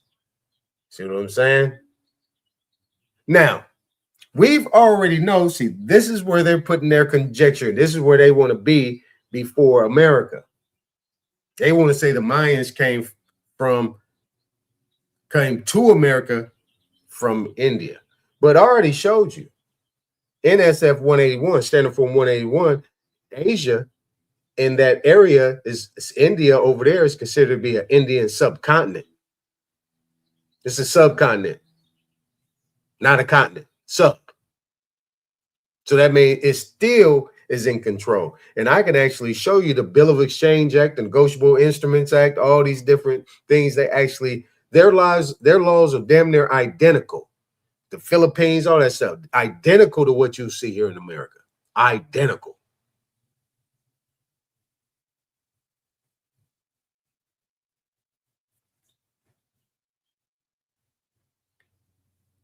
Now, so it says, let's read this again. If the Mayans have a perfect identity of the rites, ceremonies, traditions of Egypt, then it is further proof that their genesis is in India, also known as Bharata in ancient times. But wait a minute. Let's correct that. You admitting the fact that the Mayans in Egypt have a perfect match of identity of rites, ceremonies, traditions. At the same time, what you're saying is you're saying that Egypt, Menes, and those empires there came and originated from or are descended from India.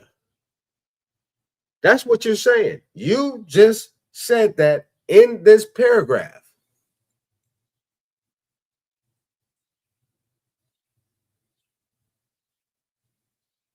Everybody agrees that the Mayans originated in America and came from nowhere else. This is their article trying to say, nah, the Mayans originated here. You can't take the Buddha from us. You can't take Guatemala. You can't do all that. You can't, nah. You can't take the Nagas. That's ours. That's ours. That's ours. No. That's the flip. People say, well, you just body bagged yourself. No, I didn't. This is their opinion. But what they're doing is they're actually giving you the truth. Now let's do this last paragraph and I'll move on from there. Now it says there is definitely an important connection between the old Vedic people and Maya ancestors. Another check. The Mayans are actually referred to in the Mahabharata. So they're in their scriptures. Okay, one of the main Hindu scriptures as a tribe having left the Indian subcontinent.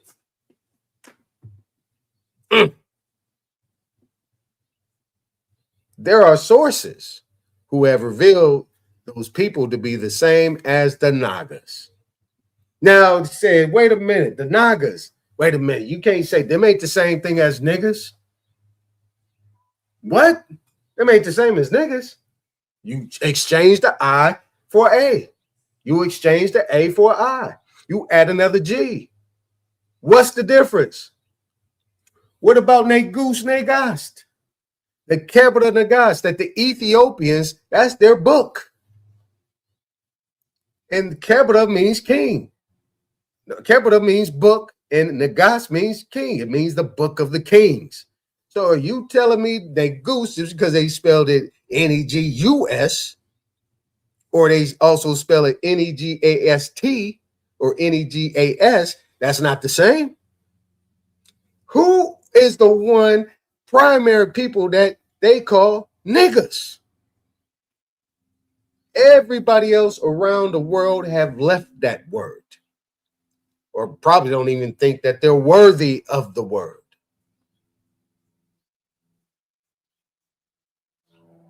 Come on, people. Now, it says, these are sources who have revealed, there are sources who have revealed those people to be the same as the Nagas, one of the oldest Indian tribes recorded. Those Nagas seem to have been a people later called Danavas. Dan Avaz.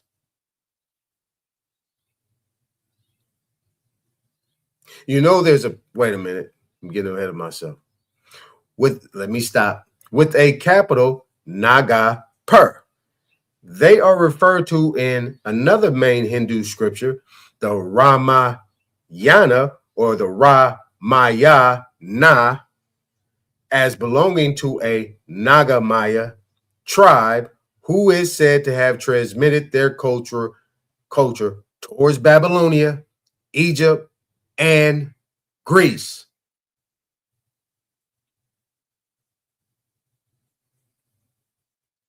This is why I said, let me stop, because the Danavas, the Danites, or the Danes, or the 6 kings, or the Vikings,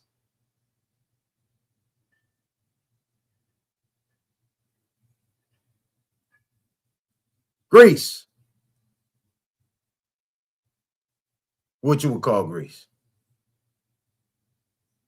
But this Nagamaya tribe originated in America. They want to give it to South America because they want North America to be white. But all of that stuff, North America between Canada and South America, because they want to use Central America, but North America, Central America, Mexico is part of North America. That is the center. You have Canada, which is North America. You have North America, which is Central America. And you have South America, which is South America. Period.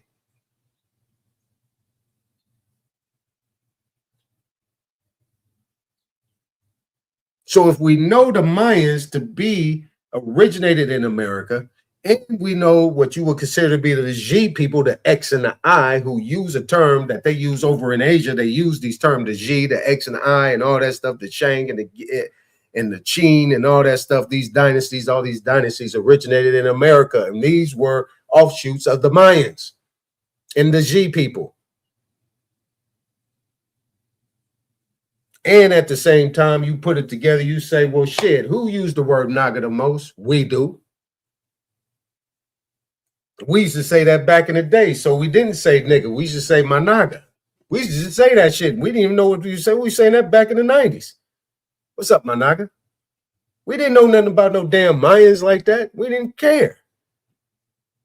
Because they kept showing niggas in no t-shirt. Well, not niggas, but they were showing people no t-shirts and diapers on. We ain't that. No, we're not that. But we used to say that. Anybody my age would know. We used to say, what's up, my Naga? Because we thought nigga was a slur. So we said it in a way that sounded like it was cool. What's up, my Naga? But we didn't even know we were saying Maya Naga or Naga Maya. What's up, my Naga? Play on words. You did? You did. All right, let's move on. Now, this is a short history of Indian law in the Supreme Court. We're going to go into this a little bit later.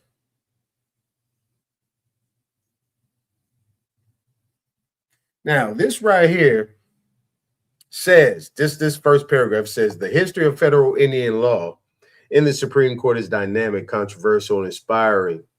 The history starts with the earliest decades of the Supreme Court and tracks the growth of the American Republic. So what the Indian law got to do with it? I don't even know. I just copied him. I just had this. I pulled this aside. I don't even know if it's talking about Hindus or what. But I was like, wait a minute. You're talking about federal Indian law. That's Title 12, USC, CFR. Is you talking about the Supreme Court?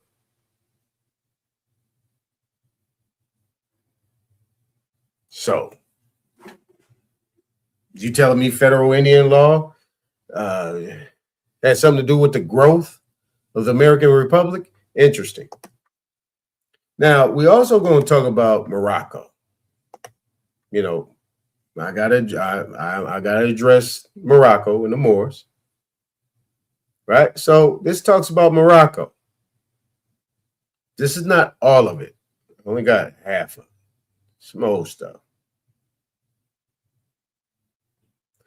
We're gonna look at this, right? Morocco.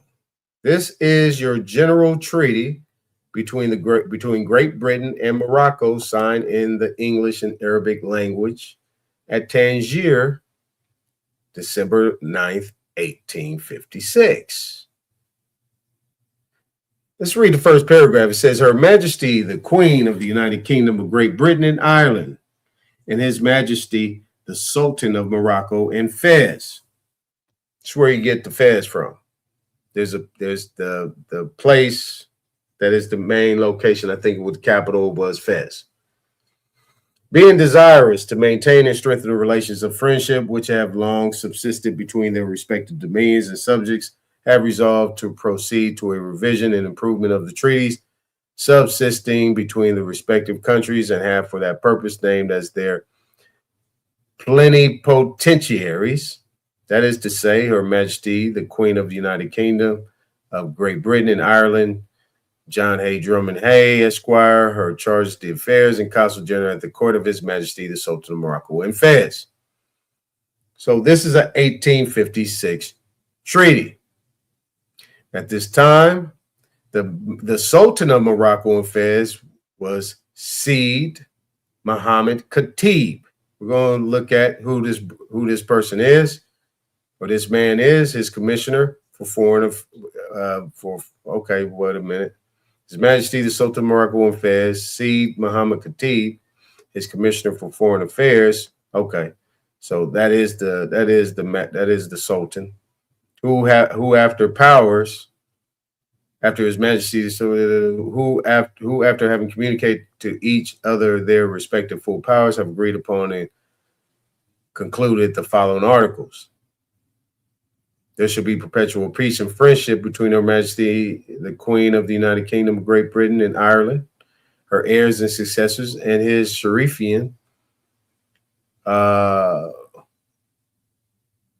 Sharisian, they use it at F as a S, Majesty, the Sultan of Morocco and Fez, and between their respective dominions and subjects. All right. So, this treaty, I had it. I was just finding things to pull up. I'm going to deduct if this ain't nothing, it ain't nothing. So I'm just going to pull. I'm going through this right here. I'm trying to find America in this thing. I want to find America. Because a lot of people say Morocco is America. Well, technically, yeah. But location, is Morocco considered to be America and they're not saying? Or is it a Morocco in North Africa that is considered to be a satellite office or a colony out there that is posted as a maritime location to make sure that this Britain, Majesty, British or whatever it might be, keeps its space. All right, so that's their relationship, and this is 1856. So maybe we might be having some here. Might be able to make this work a little bit. Now, this is a chat I did. And all these things I'm going to be pulling throughout, I would say, this little module that we get into American history. I just wanted to set that foundation so I ain't got to go back there. I want to go back to the Mayans and all that stuff. I want to come forward.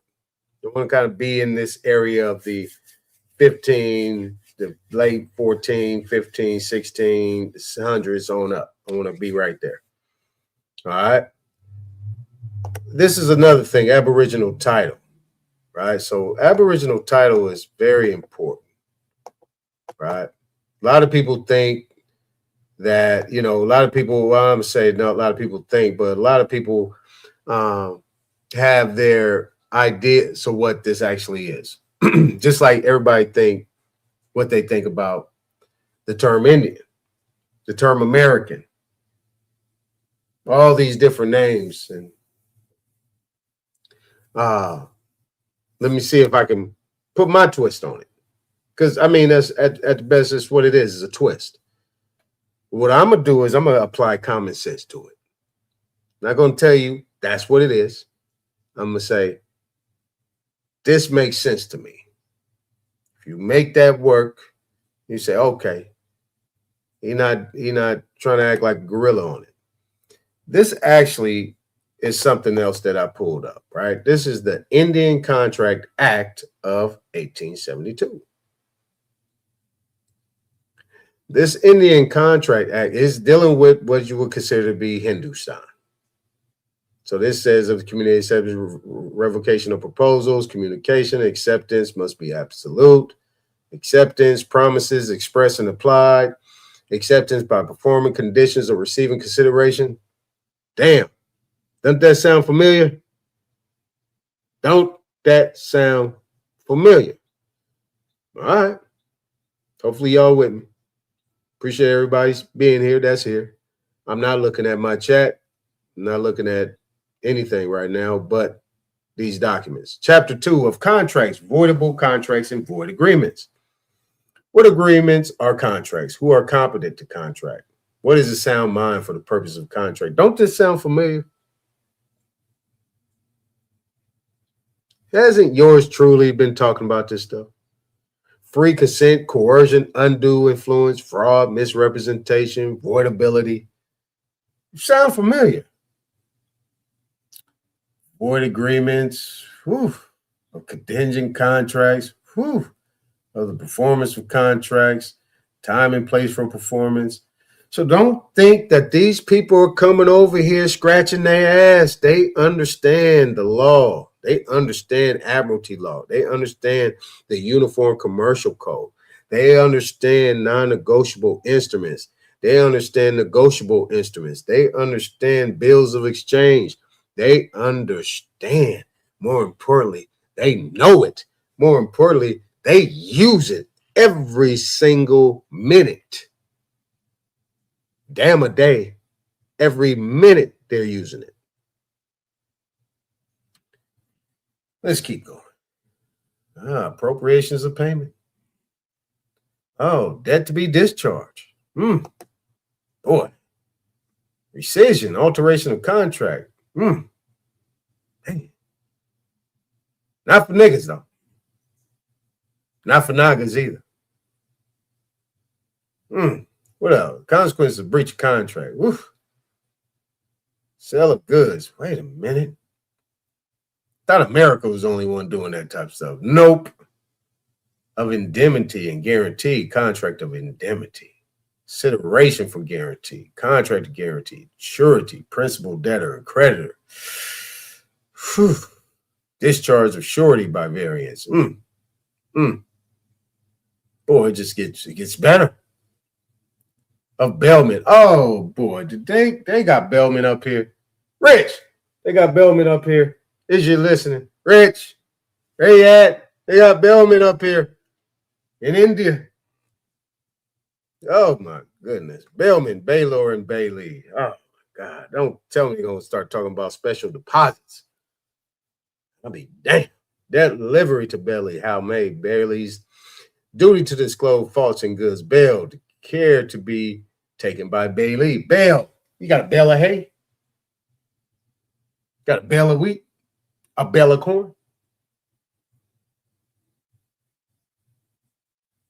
Man.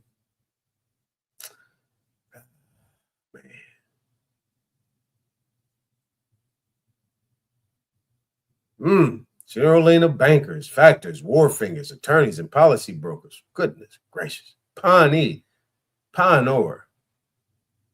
Pawnee's right of retainer. Wait a minute. Pledge? Pawnees? Wait a minute. We talking about a pawn shop?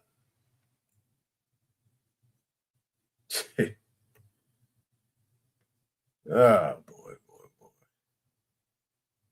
boy. Agent and principal. Man, this is page 7. This is page 7, man. I'm tired of looking at all this. Hold on, man. Hold on, man. Here we go. Chapter 4 of the performance obligation of parties contract. Why is this in English, man? Why is this in English? This can't be talking about the Indians, the American. Is this talking about American Indians? Can't be. Agency. Hold on, man. Man, come on, dude. Wait. Where is this at, man? Where is this at, man?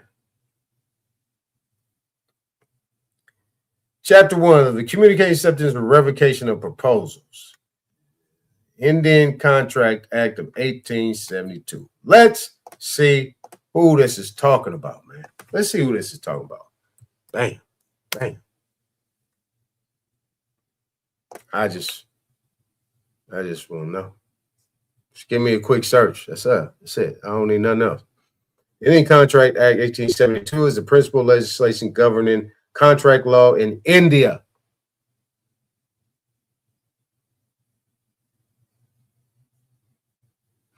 Defining the conditions under which agreements become legally enforceable.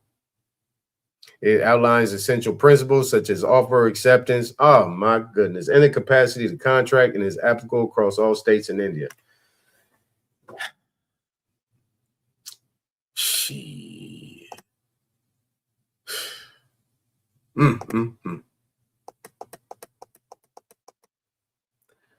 Now, I should have brought that further down. This is the family of Gautama Buddha. It's the family. The Buddha was born in a noble family in Lumbini in 563 BC, as per historical events in 624 BC, according to the Buddhist tradition. He was called the Siddhartha Gautama in his childhood. His father was King Suddhodana, leader of the Shakya clan, and what was the growing state of Kosala, and his mother was Queen Maya.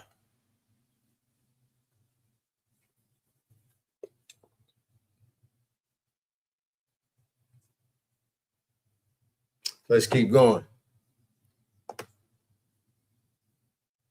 We're going to talk about this banking stuff in a minute. Slow centuries in economics, 3 theories of banking, and the conclusive evidence. We'll talk about that. I'm going to try to see if I can slide that in. I want to make sure that I tested how long. This is another one I did just on the Black European expulsion and influence in early America. All right. So this one is called From Expulsion to Integration, Moors, Sephardic Jews, and Huguenots in Early American History. All right.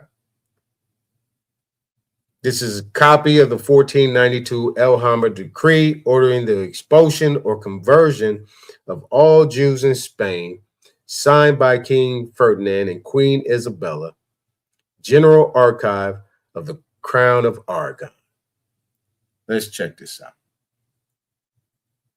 Expulsions from Iberia and Europe. All right. By the late 15th century, religious intolerance swept across Europe. In Spain, the Catholic monarchs completed the Reconquista.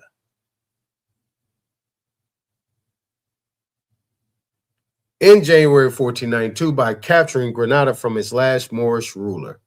With the Muslim Moors defeated, attention turned to the remaining non-Christians, especially the sizable Sephardic Jewish community.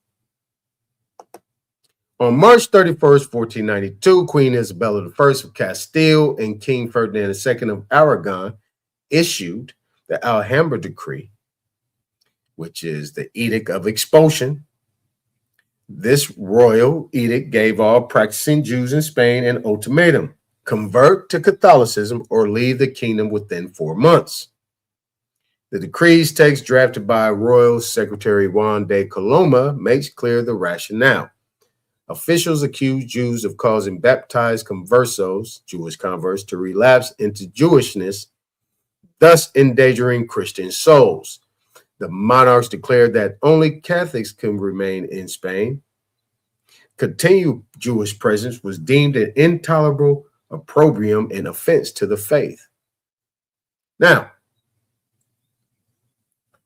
we're talking about religion here.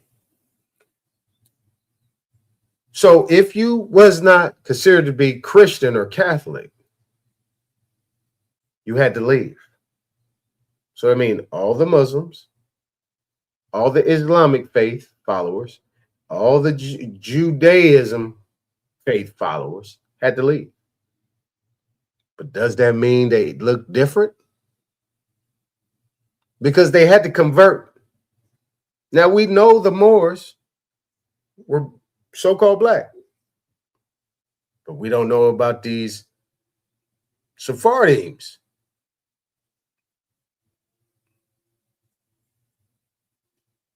These Judeans. You don't know who they were. You see? And on top of that, Queen Isabel was from Castile. That was a Moorish garrison. King Ferdinand was from Aragon.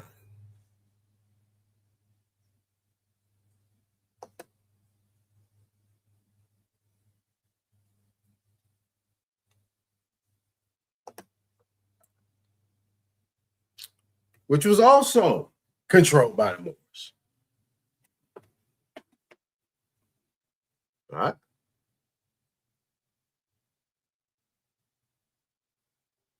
So if the monarchs declared that only Catholics could stay, was those Catholics pale skinned? Because people get these religions and they already putting a face to it, like a color to it. You know why?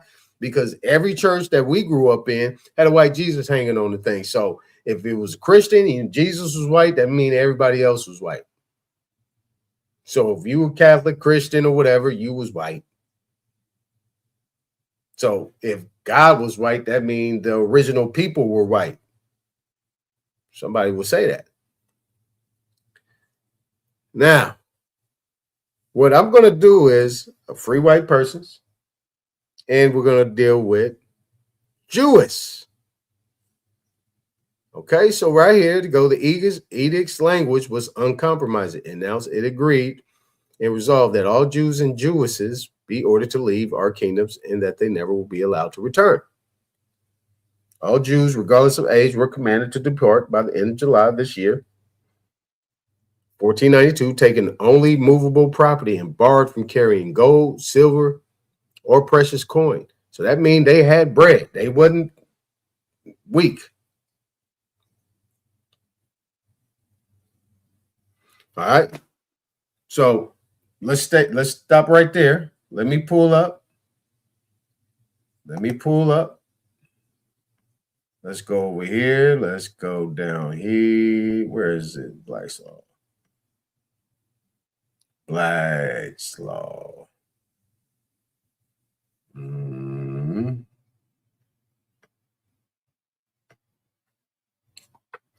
right. So we're going to go down here to free white persons.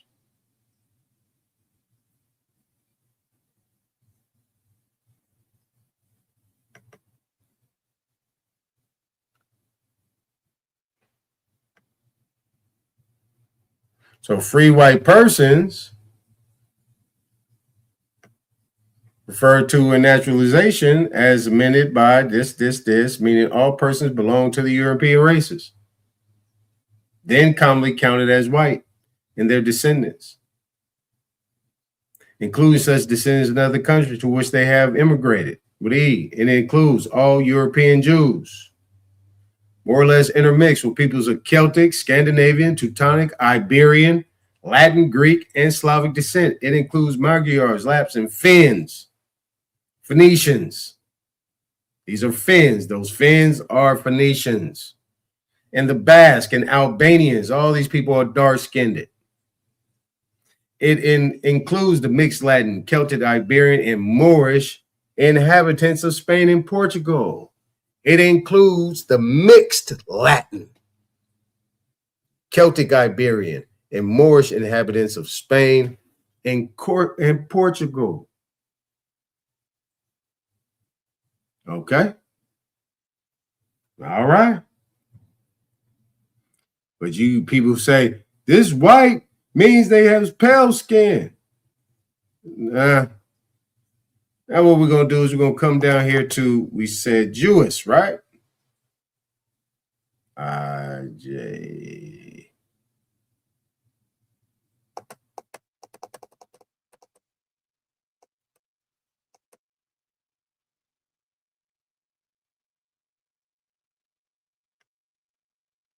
I ain't got it in there.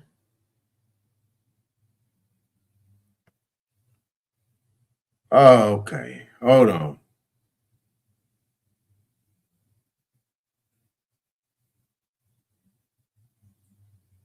Woman of color. Dang. I got to go to my fifth. I got to go to my fifth one. I want to show you something.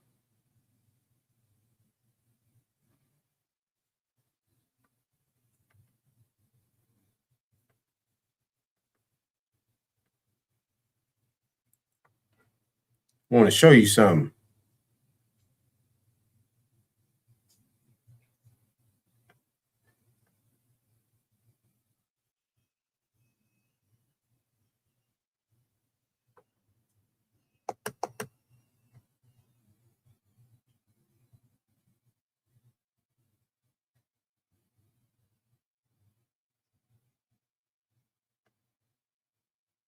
Damn, it ain't there.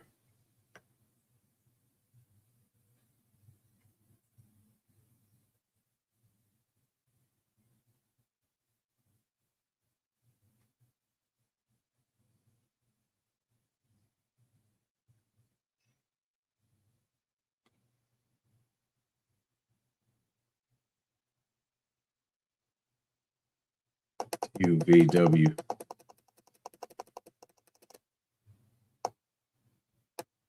UVW.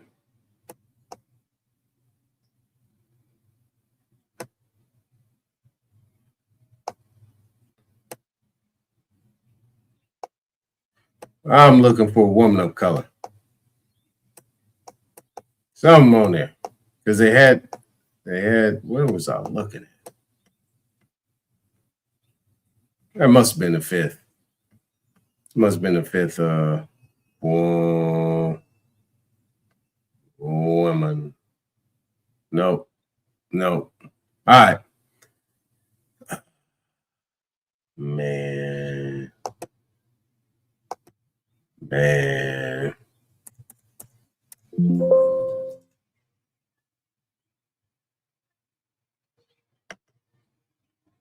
We just running through it right now. Don't even trip.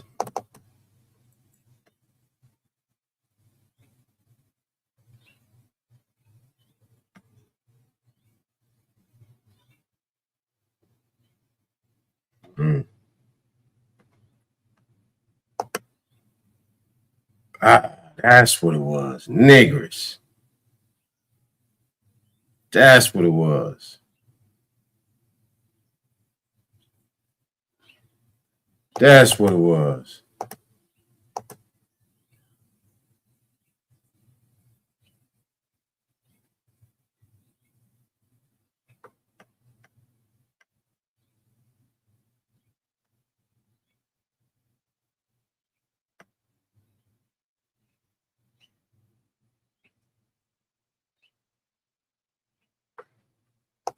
You got to be shitting me.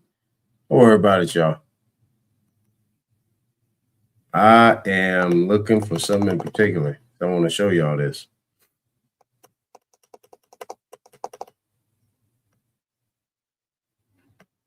Yeah, this fifth ain't nothing. They took a lot of stuff out of this.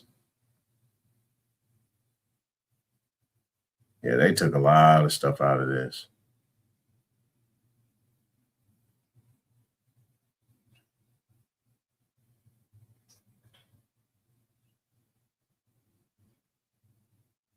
Yeah, they took a lot of stuff out. Let me get that out of here. All right. So the other thing that we're going to talk about,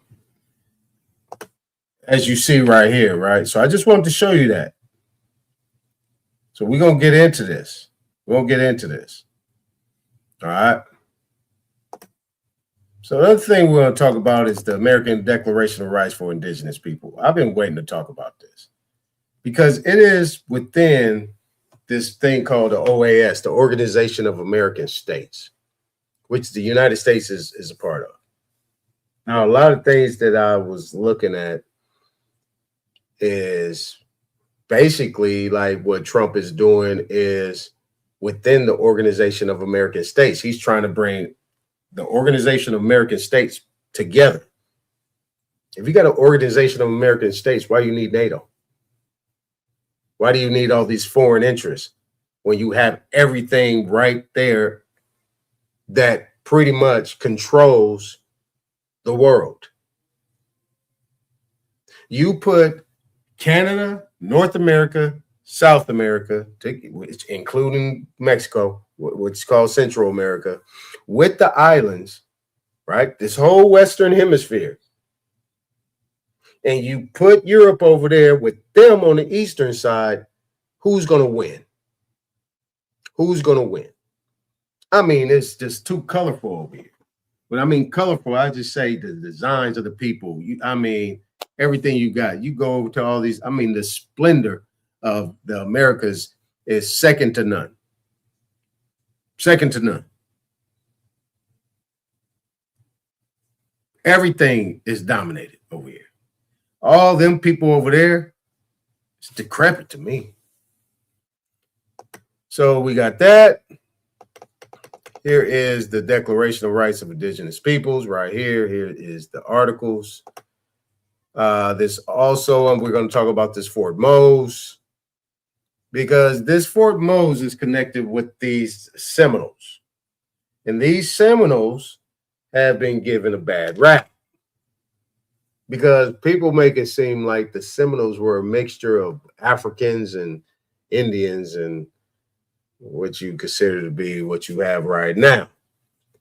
Well, we're going to talk about that. We also have something else that we're going to pull from.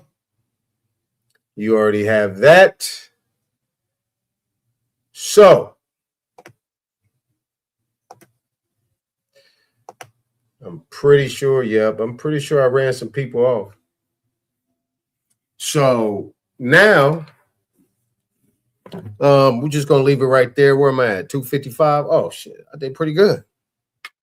I did pretty good at 255. You know, absent the music and the pauses in between and the stream. So that's about an hour and a half. That's about an hour and a half. Yeah, the Seminoles were powerful. Seminoles were powerful. You know what I'm saying? They had a lot going on. And, you know, it's unfortunate that there were people that were jealous and decided to portray their own people or portray distant relatives. I don't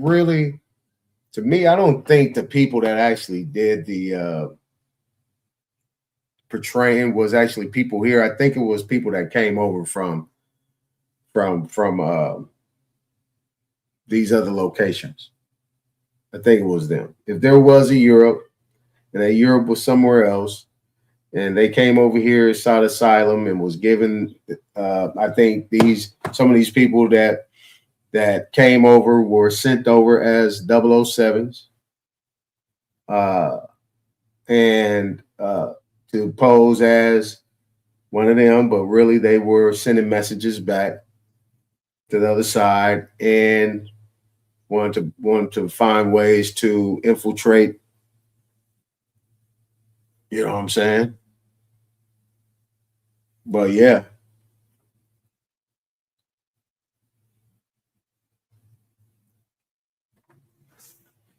Yeah, it's interesting. But yep. But that's it. Yep. I spent most of the time on my introduction. Want to get that mind thing correct. And the sources aren't coming from America. It's coming from other places. I got more where that came from.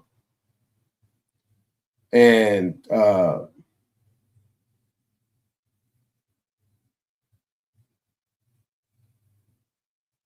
I'm going to stay there with it. If somebody knocked me off that horse, I'm staying right there with it.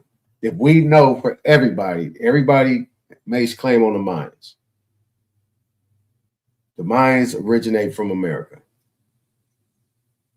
SF-181 says American Indian have their origins in the original people.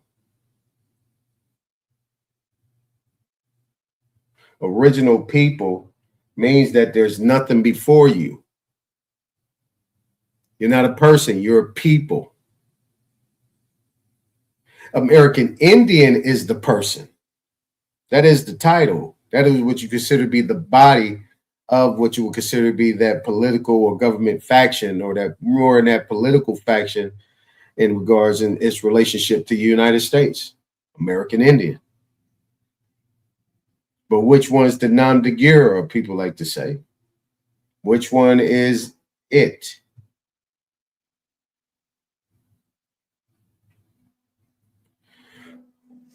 Let's look at an SS5 form. Social Security. Let's just do that for shits and giggles. All right, let's look at that for shits and giggles. SS5. Okay, SS5.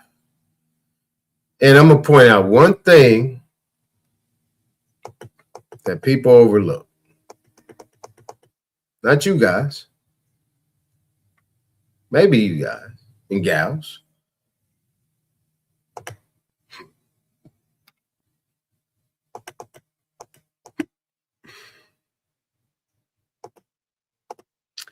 But some people overlook, or maybe expect you to overlook.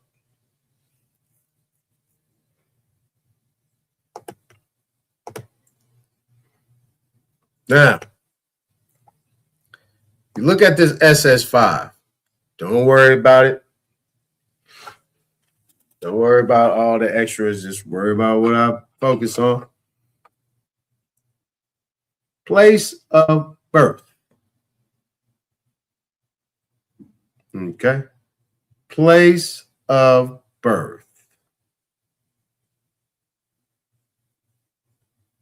That is where this birth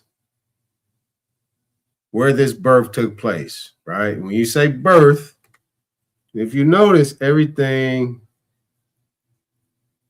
but certain things are in all caps.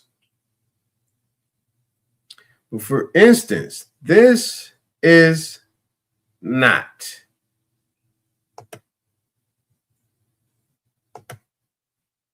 Now, let's go down here to citizenship, past citizenship.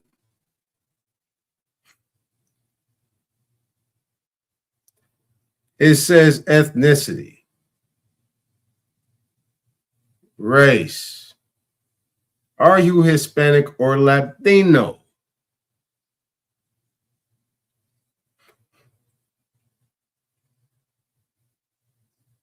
Okay.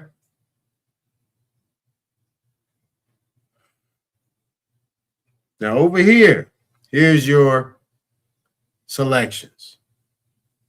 Remember Standard Form 181, right? Native Hawaiian, Alaska Native, Asian, Black African American, white, other Pacific Islander, American Indian.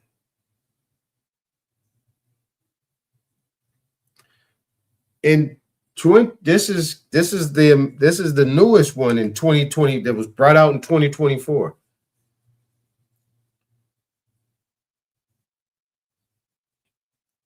They used to have other things that went on here.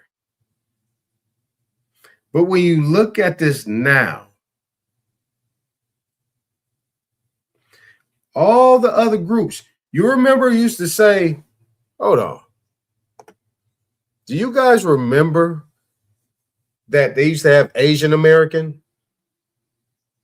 They used to have all these other little subgroups in there. If you guys remember that. But on the SS5, they only have these. That changed my whole approach to this thing.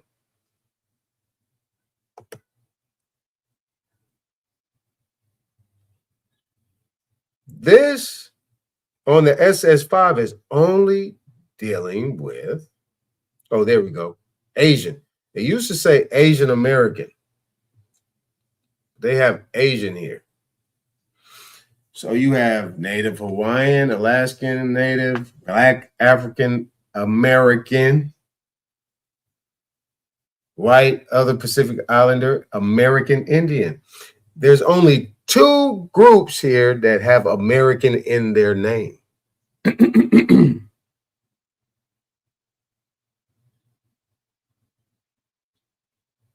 Ain't that something?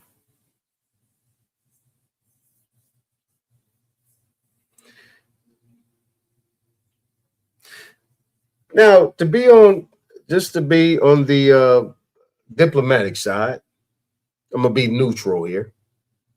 You can actually check both boxes. You can check this box and you can check that box. Because this Black African American only deals with groups. This deals with a political group. These deal with people. So I'm American Indian and I'm a Black American.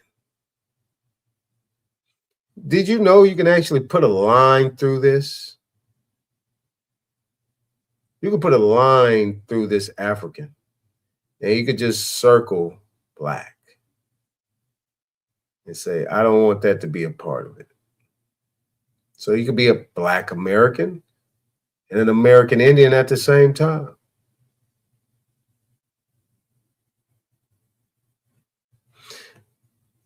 But as you see that all of these locations are considered to be a part of the Indian continent major or the Indian subcontinent minor.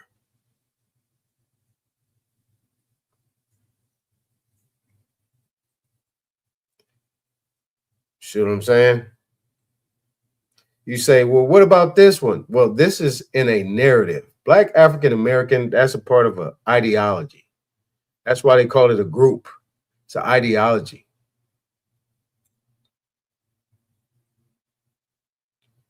People will consider that to be some form of a religion. But white, right? White. Right. White.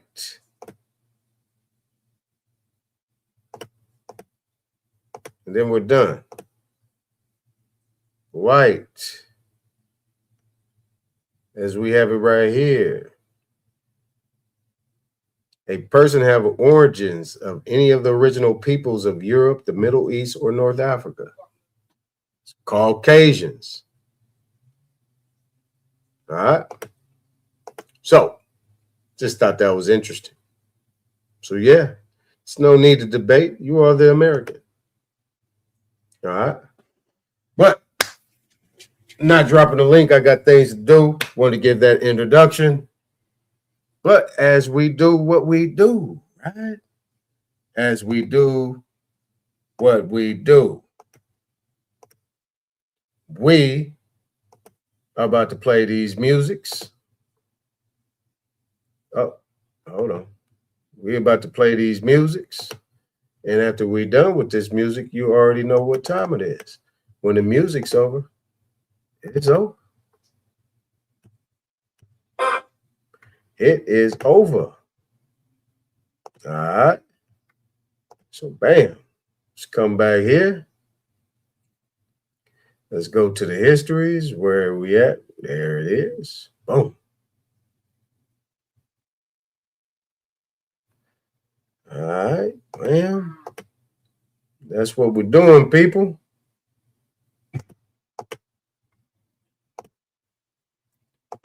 All right.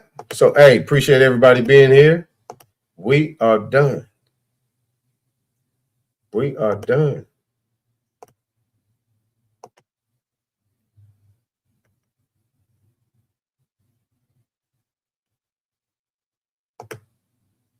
We want freedom by any means necessary. We want justice by any means necessary. We want equality by any means necessary. We don't feel that in 1964, living in a country that is supposedly based upon freedom and supposed to be the leader of the free world, we don't think that we should have to sit around and wait for Let's go. All of your assets, you have to protect it. Just set your trust up, come get your status corrected. Yeah, you know we moving more than mountains. Fuck your school, fuck your voting system, fuck your water fountains. Melanin, I know you heard of me.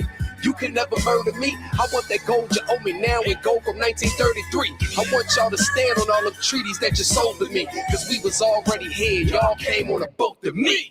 And know this God-given land we all holding fee. Simple, absolute gratitude, your majesty. I am not in my straw man, you not controlling me. Certified, signed, sealed, stamped by the notary. Don't try to lie to my face like you ain't just a colonist who tricked us with contracts, but you fail to acknowledge it. And history books are fertilizer, one big pile of shit. Acting like you freed us from slavery, but ain't abolished it. The plantation just got renovated. Driver's license and passports are the new slave papers. How they foreclosing on the ones they gave acres. We allowed them entry, even trusted them as neighbors. They took everything from us and made us ask for favors and posed as the only helping hand that's there to save us.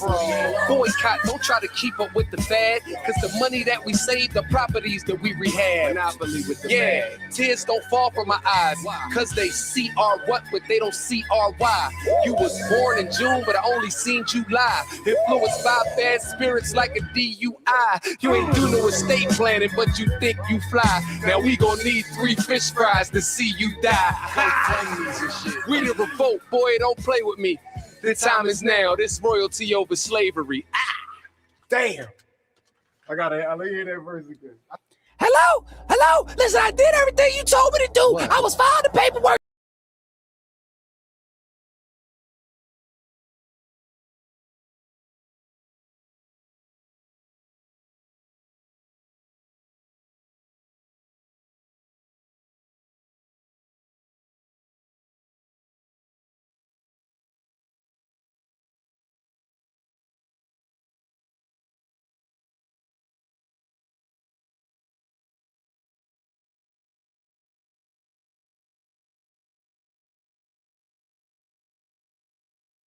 Don't move it. Don't move it. Don't move it. Yeah. Don't move it. Don't move it. Don't move it.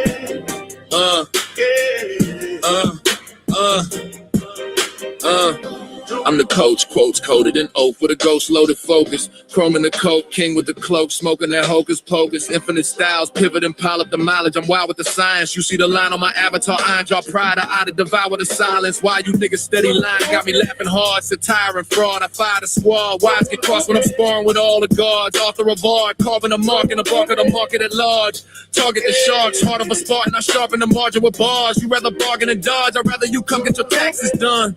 Black suit, back room. Spoon facts in a stack, I'm relaxing the maximum. Get out of the pocket, the profit of rocket, then I just might tax you punks. Bracket your funds, I'm stacking in chunks, reacting to ashes, you're begging a punch. Sometimes my community, hard-headed, scarred, dreading the lessons. I chart head and start spreading the message, embedded in pressure. Sovereign living, I'm private with it, no corporate percentage. Discharging debt with a pen stroke, you still don't notice the vision. I've been telling y'all you don't want to debate me, weighty and ready.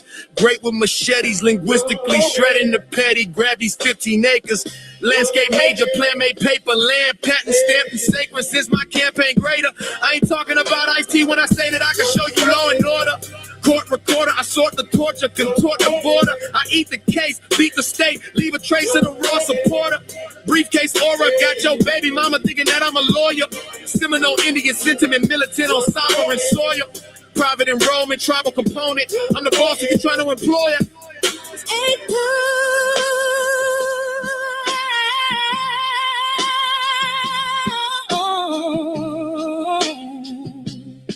Gosh, baby, infinite.